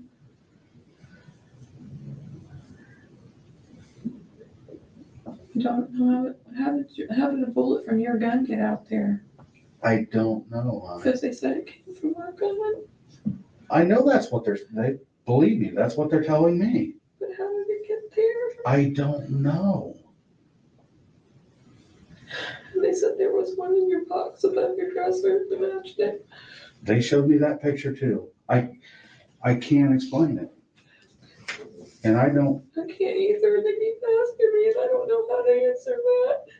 You There's no answer. way for me to know. I understand. Me either. And that's what I'm trying to tell them. You want to keep asking me and I just keep telling you I can't explain it. I don't know how to explain something that isn't possible. But I know, this is what I do know. I know that no bullet from my gun was connected with a murder in any way, shape, or form. And there's no way a bullet from my gun would have been near Abby and Libby's murder or anything else, because I never even seen those girls. Period. And I didn't even have my gun that day. So that's what I'm trying to say. I don't know how to make that any clearer. I don't know how to make that any clearer. I don't know how to make somebody understand. I get what he's saying. I don't have a way to explain it. And they're like, there's a witness that said it was you out there. Dear, I don't And know I'm what. like, how did they know it was you? And so they said they showed her a picture. And I'm like, of course you were out there. If they see me out there, they see me out there, dear. And I But told were you them. on the bridge? I told them I was on the bridge. I went out to the first trestle. Oh, okay. That first I thing don't that. remember you telling me that. You told me, so I told you weren't on it, but I didn't. It doesn't, hon, you're not in any trouble. You didn't do anything. I didn't do anything. Right. Huh? I didn't know you were on it. I'm sorry. Well, don't worry about it. You told Hon, me you weren't. huh? You told me you weren't, so I just was. No, I told you that I walked. Okay. I love you, baby.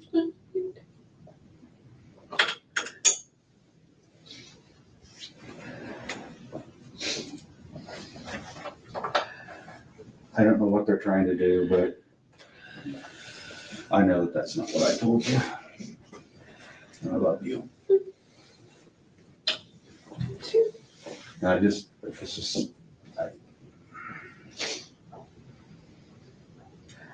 they're not going to get away with this.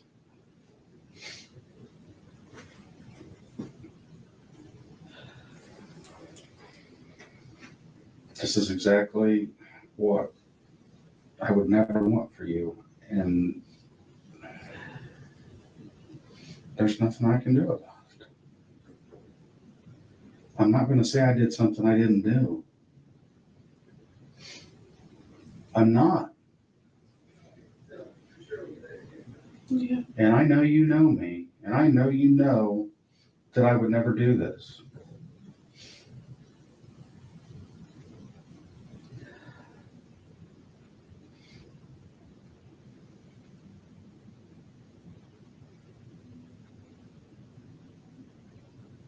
All I can say, hon, is you know me. I know, and I know you know me, and I know you.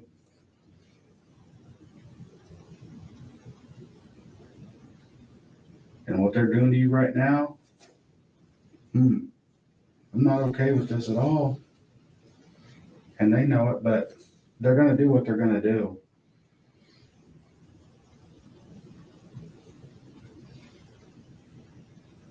I'm just sorry you're having to hurt. I'm sorry I'm having to go through it.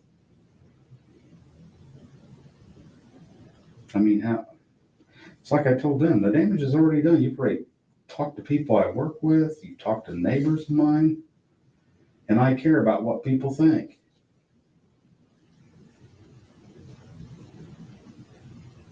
You know I care about what people think. I know. Hell, I have enough trouble not trying to believe that people think.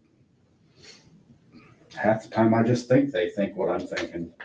You know what I'm talking about. I'm always worried about what Jory thinks or.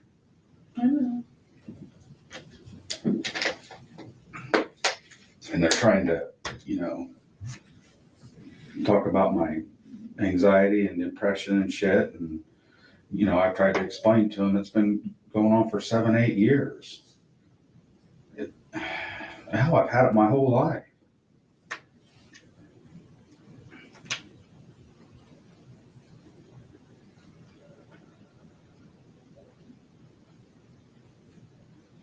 They want me to tell them that I did it.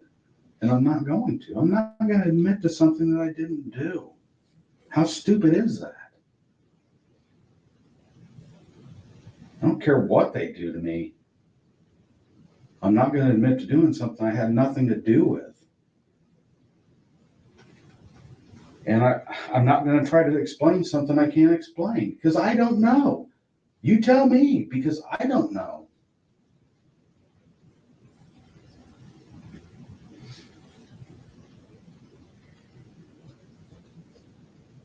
I just know that I never even carried the gun unless we were going mushroom hunting, tromping through the woods, or fishing along the river. That's the only time I even carried it for the most part. I never even would have, hell, I haven't carried my gun, and I don't even remember a time when I used to carry it. I mean, other than going fishing, like if we were going night fishing.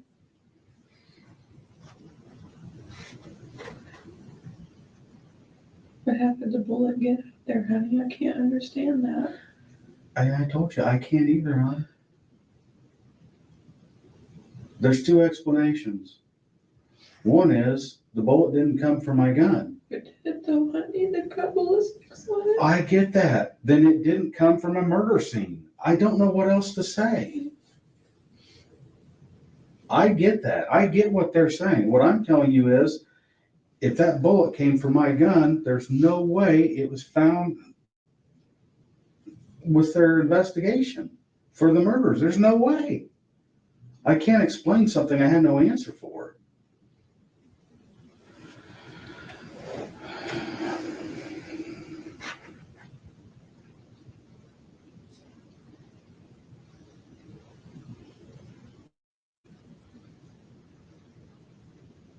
They want you to think that I done it.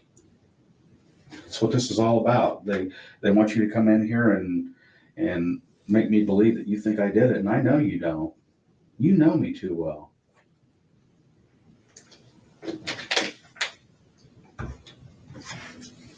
You know I'd never do something like this, or even be involved with something like this.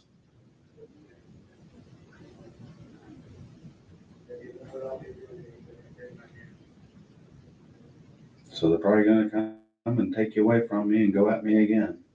So,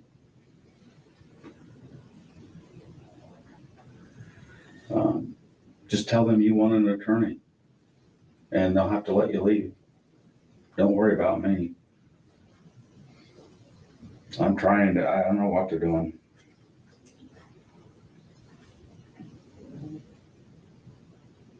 I'm not leaving.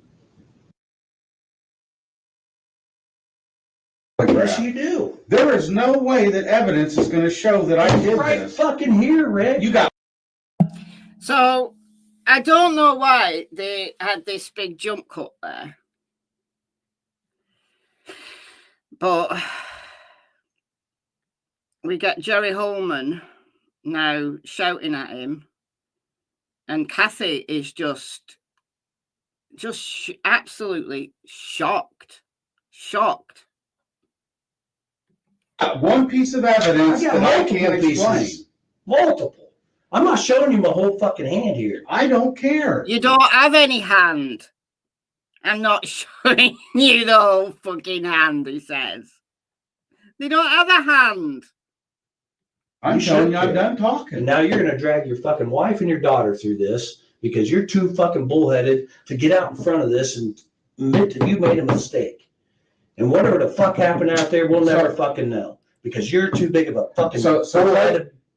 Go ahead. So tell you I did something Tell me that the I truth. didn't do. The truth, Rick. I don't want to I've know. told you the truth and you don't want to hear it. The evidence tells me otherwise.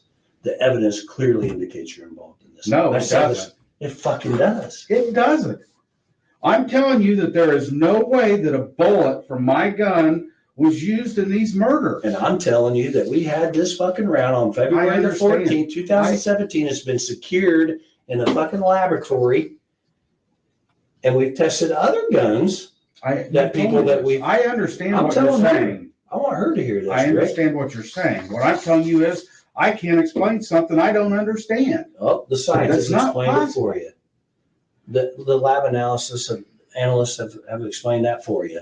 They're saying that this round, without a doubt, came from your gun. Then And you told me. Yeah, except that's not quite the truth, is it? No.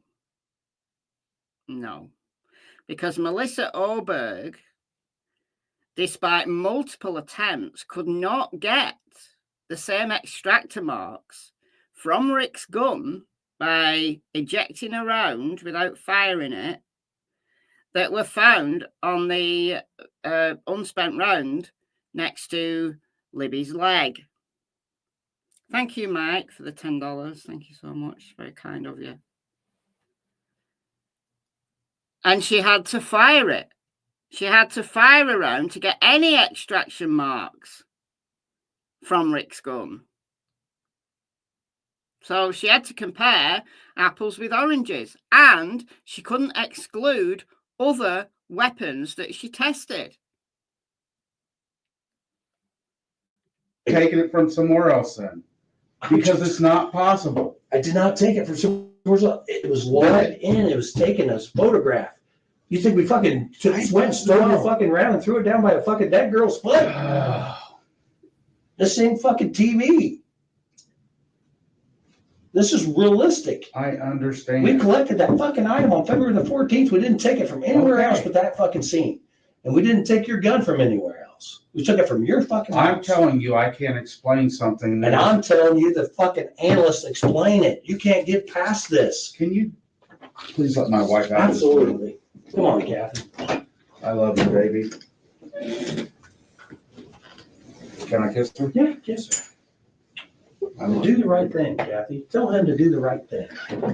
She knows I will. Yeah, do the right thing. You're going to put your family through this for no reason.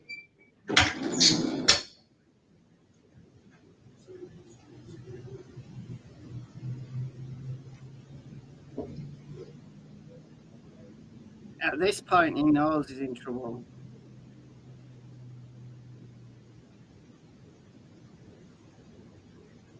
All right. So shortly after this, he's arrested. Jerry Holman comes back in and goes at him a bit more. And then Rick Allen says, well, arrest me then. And that's what happens. That's exactly what happens. Now, we're going to go to the phone calls. Now, again, this is from Tom Webster's channel, and I'm going to put an overlay on this because this transcript is what Tom Webster got from, because he attended the trial, and it was what he got from actually being in the courtroom and writing down what was being said. But there are some mistakes. But I'm not going to play the whole calls. I'm going to go to where he starts confessing. So this is April the 3rd. April the 3rd. And I want you to remember how Rick was. I'm going to put an overlay on this. How Rick was when Kathy came in,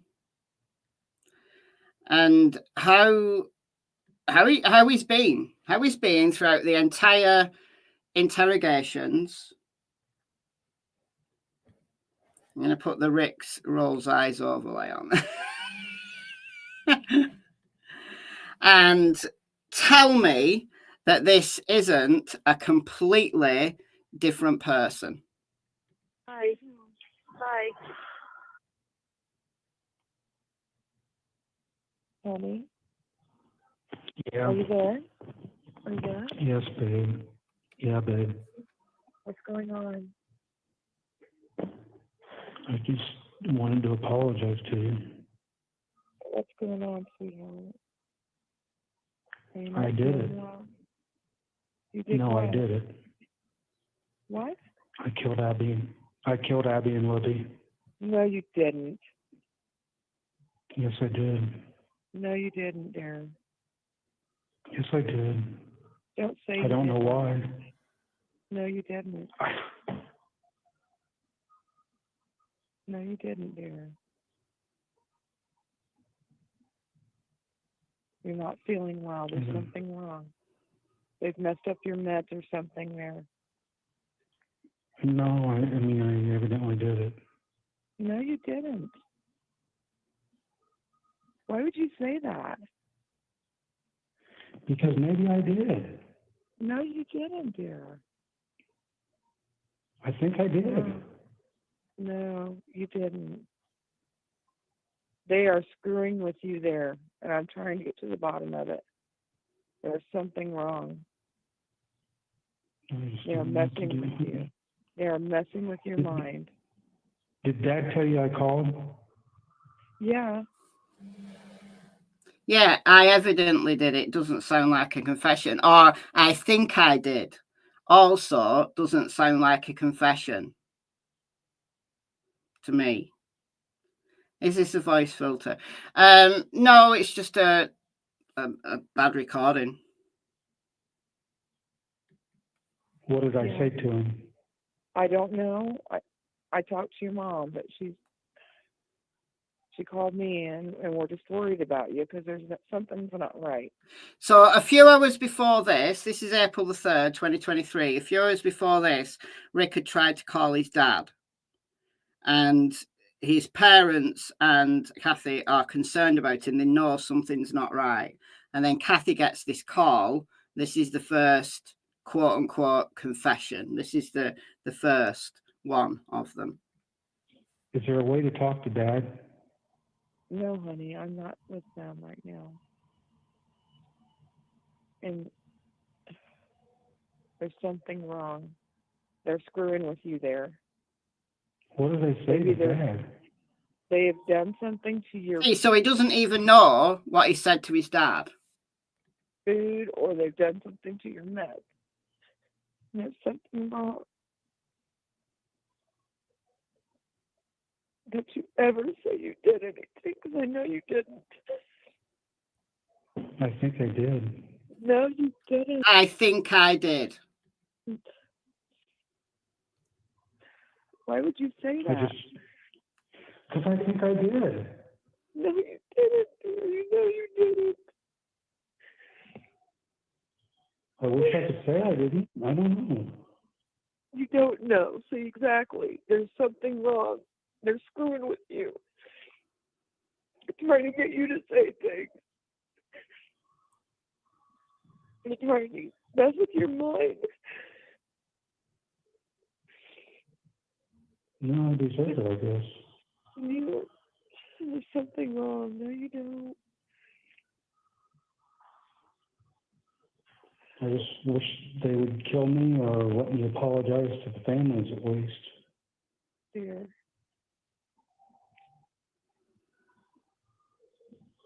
Don't talk anymore. Just don't talk anymore. Okay?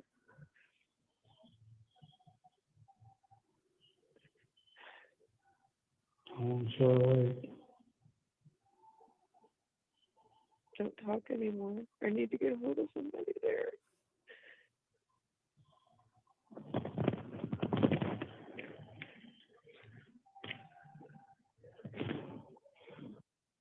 Thank you for using GTL.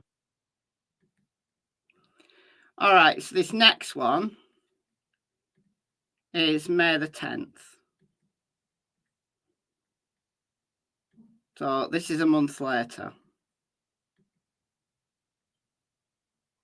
Hello? Hello? Hello? Are you there? I am. Hi, honey. How are you? Oh, it's good to hear your voice. It's good to hear your voice, baby. Oh, you doing okay, hon? Oh, I might be now. Okay. I might be now. Well, I'm supposed to be meeting Brad here at a gas station to sign something, so I didn't know what that was about, but are they going to move you? I don't know. Okay. I think maybe I'm losing my mind, but I'm not sure. Oh, no. No. No. So they allowed you to call, or have you been able to and just couldn't? Oh, great. This is the part where it gets weird. Yeah. I'm right here. Oh. Are you okay? Yeah. I think they told him that if he confessed, it would all be over and he'd be able to get out of there.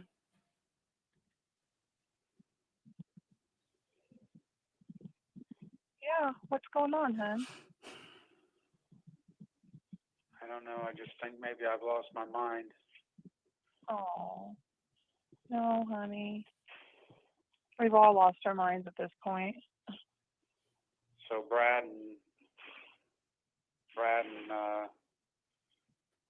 so I can trust Brad and Andy then? Yes, you can, sweetheart. Yes.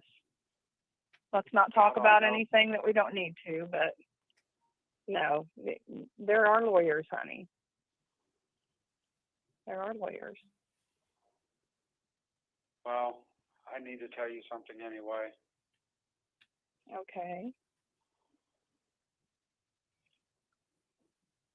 Are you sure you want to talk to me over the phone? I think I have to. Okay.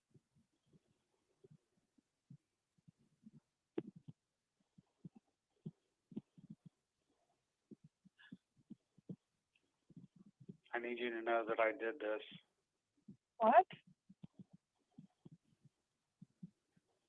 No. No, you didn't, dear. There's no way. There's no way, dear. Love me. Dear, there's no way. Okay. I hope you still love me. I always will go love you, honey, but no, you have not done anything. And I think you are not well. So you don't need to be saying you did something you didn't do. Well, hon, this is the first time I've been able to talk to you, and I've been trying forever. And they will have been saying, if you confess, we'll let you speak to Kathy. That's what they've been doing. So he's not been allowed to speak to Kathy. And they said, well, if you tell the truth and you confess that you did it, you say you did it, then we'll let you talk to Kathy. Were you just not allowed to call me, or?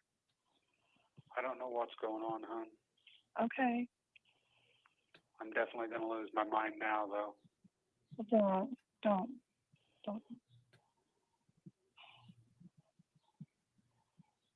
I'm supposed to be meeting Brad here for some reason, so I don't know anything about that. I've been asking for personal visitation, and that's not going through, and I know. then it's taken me, feels like it's taken me forever. You have 1 minute remaining. It's okay. Are you there? Yeah, I'm here. I'm just trying to be at peace with things. Honey.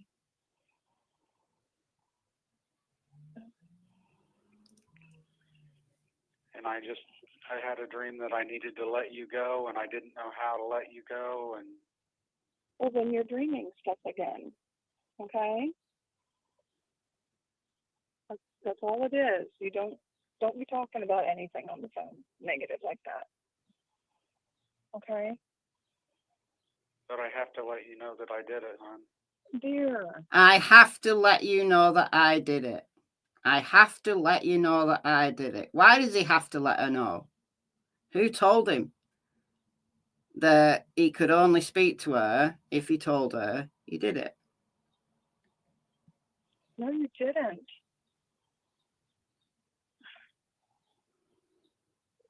There's no way. There's no way. Thank you for using GTL. All right, so this is the same day, 10 minutes later. Hello? Hey. Hey, it's me. Yeah. I need to know if you still love me, baby. Yes, dear. Okay.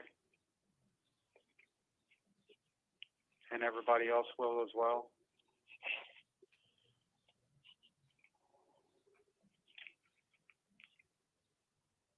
honey? Yes.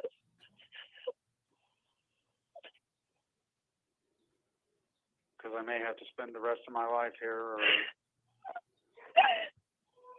Stop talking about it, please. That's not true. Okay.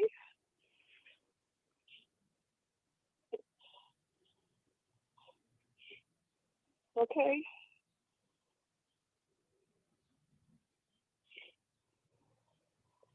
I don't understand.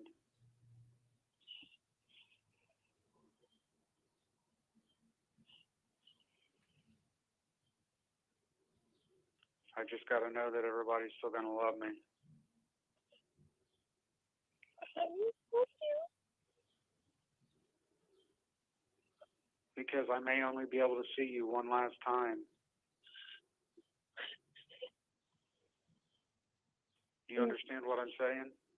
Yeah, thank you. It's not true. It's true, honey. No, it's not. It's true, honey. No, it's not. You're not well, sweetheart. I'm well. No. No, you're not. Yes, I am, honey. He sounds to me like a zombie. He sounds to me... Listen, why is it that they never got Rick in to do a full confession on camera? This is what they should have done. If they truly believed that he was confessing, they should have done a formal interview with him on camera to get the full confession. Why didn't they? I'll tell you why they didn't. Because they knew that putting him on camera would not be admissible in court. These should not have been admissible in court. These should not be admissible in court. In any other court other than Judge Gull's court, these would not have been admissible in court. And I'll tell you for why in a minute. We're just going to play one more call after this, and I'll show you for why.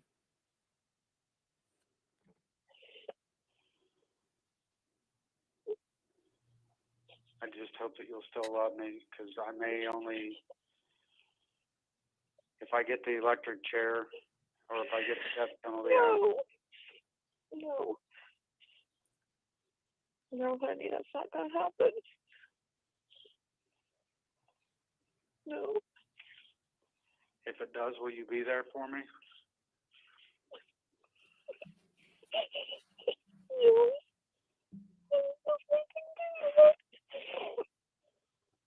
It's not going to happen, dear. Do what? Nothing. This isn't right.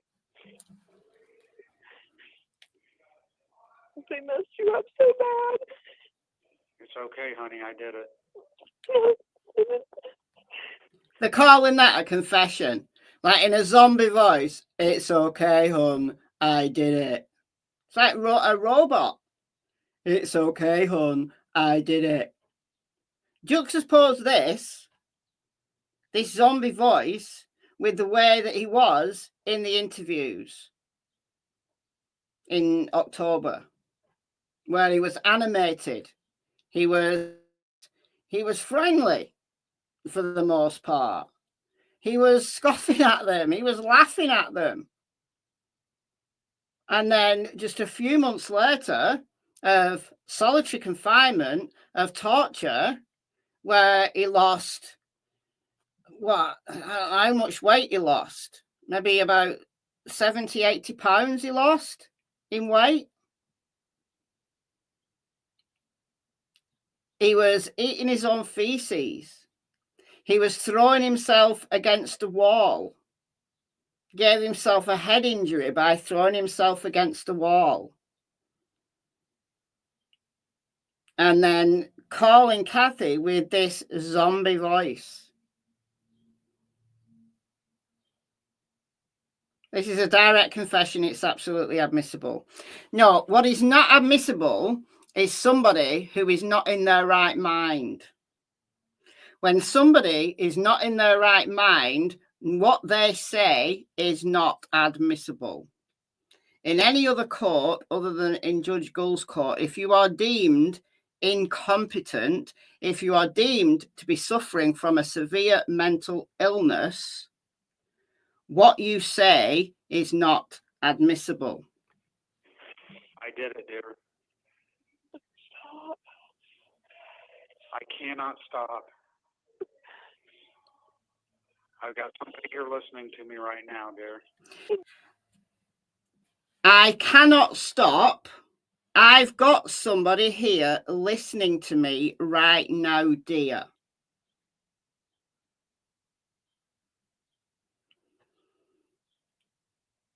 What?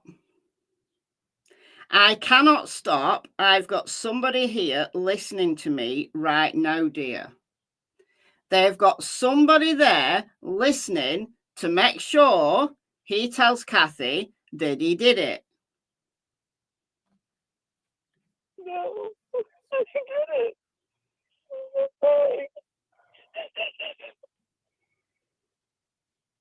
I don't. Oh, you did it, dude. There's no way.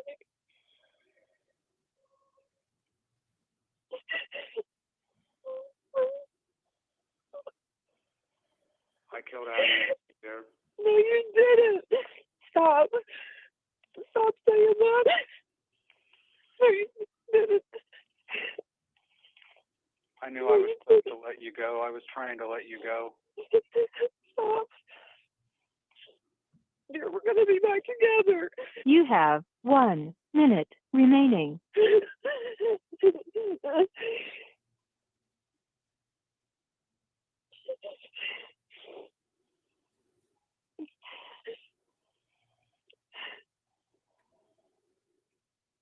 I hope you're always going to love me.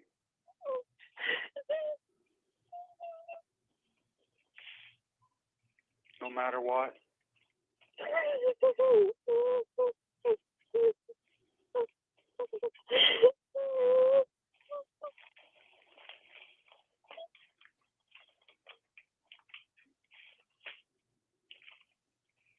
Will you always love me, baby? Who's with you? Who's with you?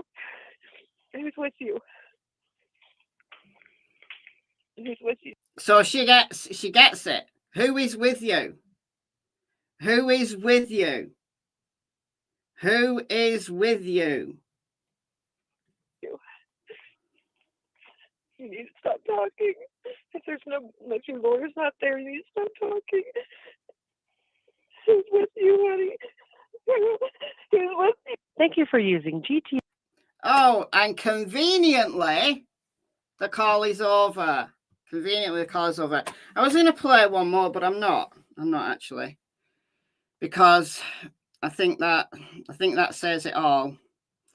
But there's 8 calls that have been released overall, and the first one from November is he's upset, but he's with it. He's with it. But these zombie phone calls, they are just unbelievable. But if you want to go and listen to them all, that's the link from Tom Webster's channel that I've just played. So here, the last thing I'm going to show you, right, is this. This is the reason why a full confession that they should have done,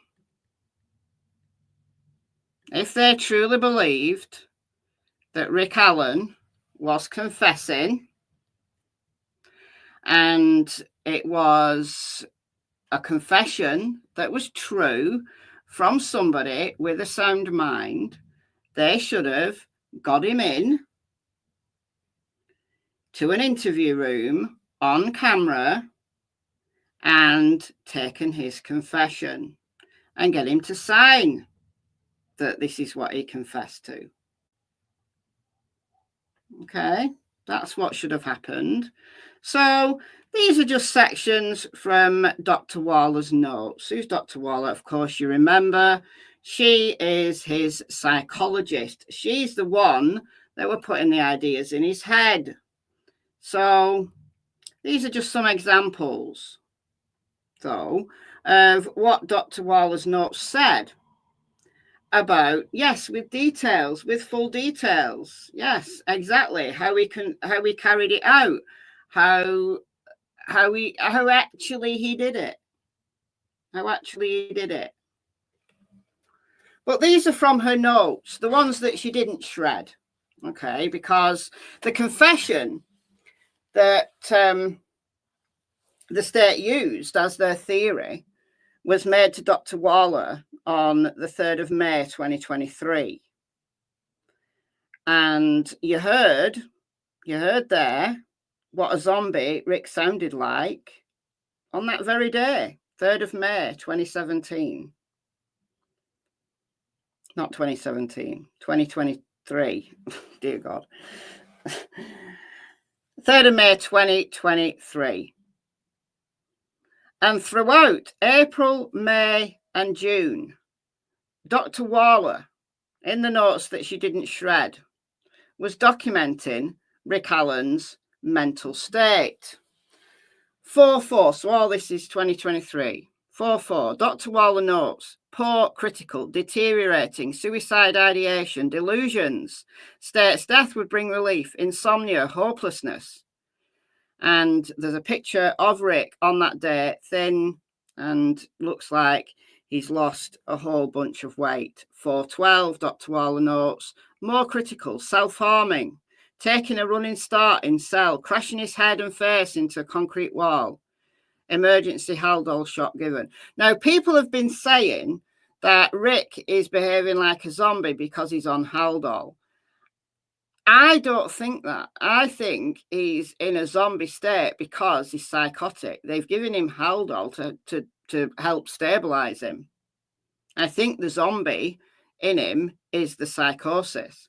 4-14, Dr. Waller notes, grave disability, consuming and covering himself in feces. 4-14, same day, hearing to determine if involuntary meds are needed, if Rick should be transferred to a facility with mental health facilities, such as Wabash. Okay, well, they decided that they couldn't transfer him to a mental health facility because he was, this is just sick, because he had a safekeeping order. And the safest place for him to be was Westville. Absolutely insane. It carries on. 4-20. So 20th of April, Dr. Waller notes, disjointed thoughts, still going downhill. Has conversation related to competency to stand trial. So Dr. Waller is in her notes saying that she's trying to converse with Rick about his competency. So if they got him into an interview room and he gave a full formal confession and they could ask him all the details and then he could sign that he did it, the reason why this wouldn't be admissible in court is because Dr. Waller, the psychologist, was claiming at that very time, at that same time, that Rick was incompetent to stand trial. If he's incompetent to stand trial, he's also incompetent to give a confession. This is why those confessions in any other court in the land, those zombie phone call confessions, would not have been admissible, because there is clear evidence that Rick was not competent. He was not competent. At that point, the inmate suicide companions are replaced with DOC guards. Yeah. Okay. There's more throughout April, throughout May. So the very day that he took, he confessed the full confession. to Dr. Waller, the one that she put in his head about the van and stuff. On that day, he said to her, "I want to confess." So that was in her notes, but the actual, confession itself, her own notes, no, they were shredded. They were shredded. All right, okay. So he was tased. 5:17, Dr. Waller notes disorganized thinking is accelerated. So he's getting worse. He's not getting better. He's getting worse. 5:18, Dr. Waller notes vegetative state of depression. 5:22, he's having a psychotic reaction to stress. 5:23, more tasing. Then in June, Dr. Waller notes depression peaked. Physiological symptoms presenting trembling, stuttering, knees buckling, and eyes bulging. And then by July, there's some signs of restoration. And when Rick comes out of his psychotic state that he was in, the zombie state that he was in, what happens? He stops confessing. But the damage is already done. They've got what they needed. They've got what they needed. There is an absolute sound reason, very sound reason why they did not get Rick in to do a formal confession on camera. They knew it wouldn't stick. They knew it would not stick. Because there's no other court in the land other than Judge Gulls that would have accepted a confession under a state of psychosis. And yet here we are, Rick Allen,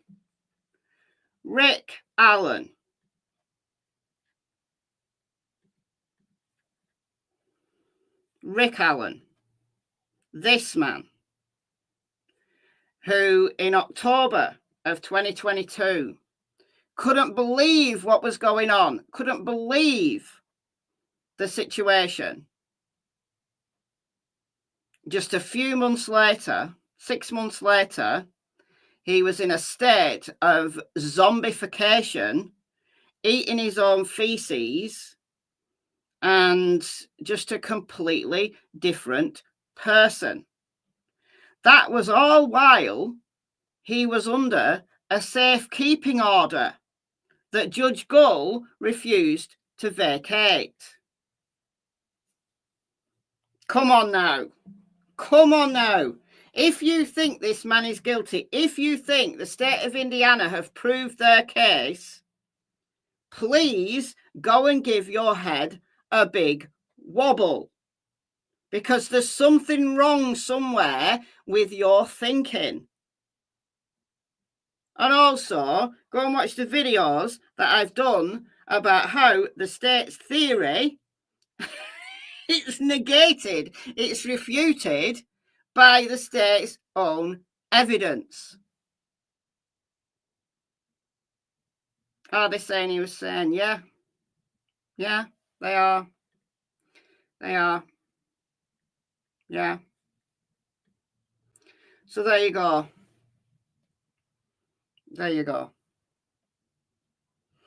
All right, guys. I've been on here a while, so I'm going to go and watch the Koberger hearing. No? Yeah, lost a massive amount of weight. Let's show you how much weight he lost.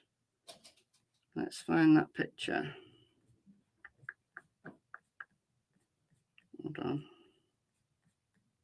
Here we go. No, I don't want to leave the site. What are you talking about? I nearly kicked myself out of StreamYard then. But I saved it. At the last minute. All right, let me show you this picture. All right, let me do this.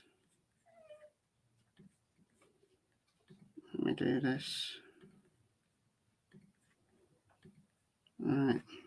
Watch. That's what he was like in October of 2022. April of 2023, that was him.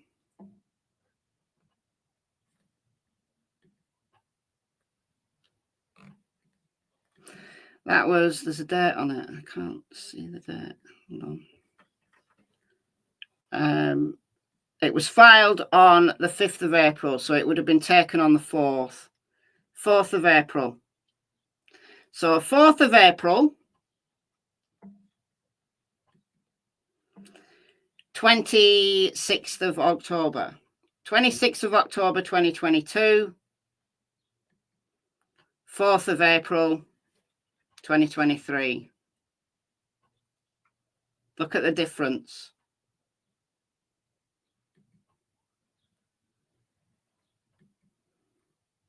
Look at the difference. Doesn't look like the same person. I mean, it just does not look like the same person, does it? I mean, it just does not look like the same person.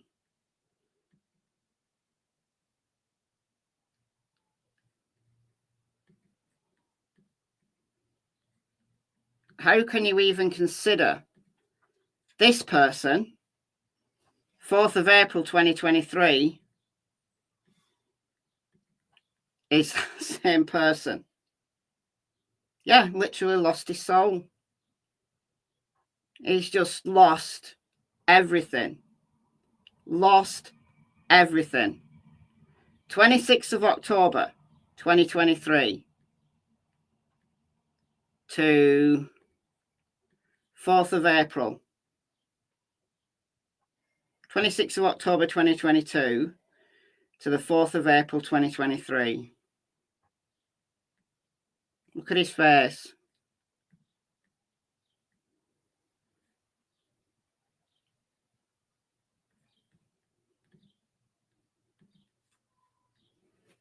"26th of October 2022, 4th of April 2023. 6 months. Not even.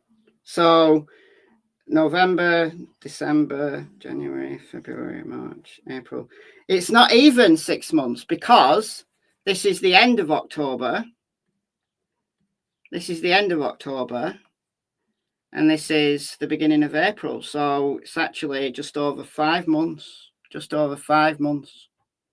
This is what the state of Indiana's safekeeping order did to a pre-trial detainee who was being held with zero evidence. We find out at trial there is zero evidence against him. They broke this man. This is the destruction. This is the devastation of an innocent man. This is what the state of Indiana did to an innocent man. Constitutionally, at this time, he was innocent. Factually, he will always be innocent.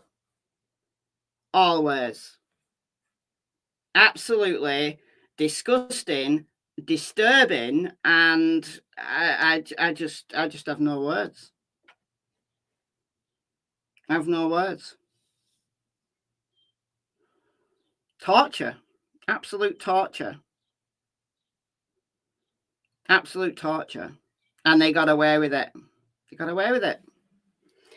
And a jury convicted him, and Judge Gold sentenced him to 130 years.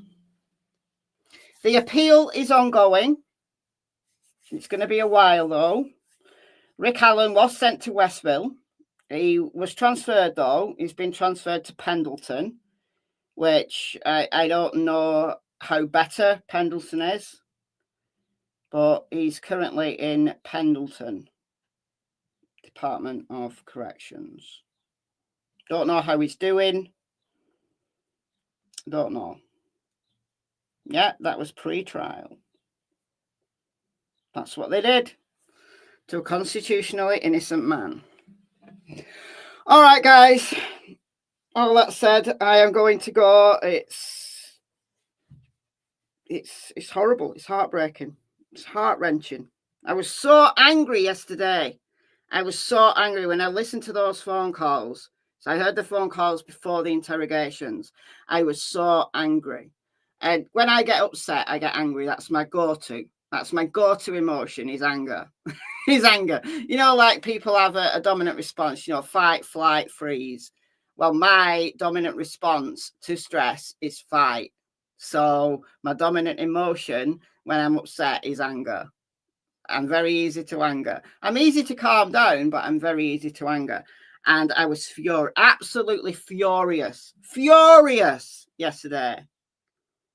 I almost fired up a live and just ranted, but I thought, no, it's not conducive. I'm going to calm down. I'm going to listen to it all, and I'm going to come back tomorrow and talk about it. So this is me being way calm. If I'd come on yesterday, I'd have been fuming. Yeah, I'd have just been ranting, and that's not really helpful. Might have been entertaining, but it wasn't helpful. All right, guys, thank you all. Thank you all for joining me. I'm off to go and listen to Coburger's hearing now. And then maybe I'll listen to a little bit of Laurie, maybe, possibly. I don't know. I might do. Okay. Thanks, mods, as always. And thank you to those that donated earlier on in the live stream. So we had Purple AJ gifting 10 memberships. We had a new member as well. Oh, I missed you, T-Love. You've been a member for 37 months. Over 3 years. You're the OGest of the OGs. We had Elena gifting 10. We had very generous Krista gifting 99.99, and we had Mike gifting a 10 as well. And it doesn't show new members on this thing. I don't know why, but we had a new member as well. So, okay. All right. I'm out of here. Enjoy the rest of your day. I'll see you very soon. Bye, guys.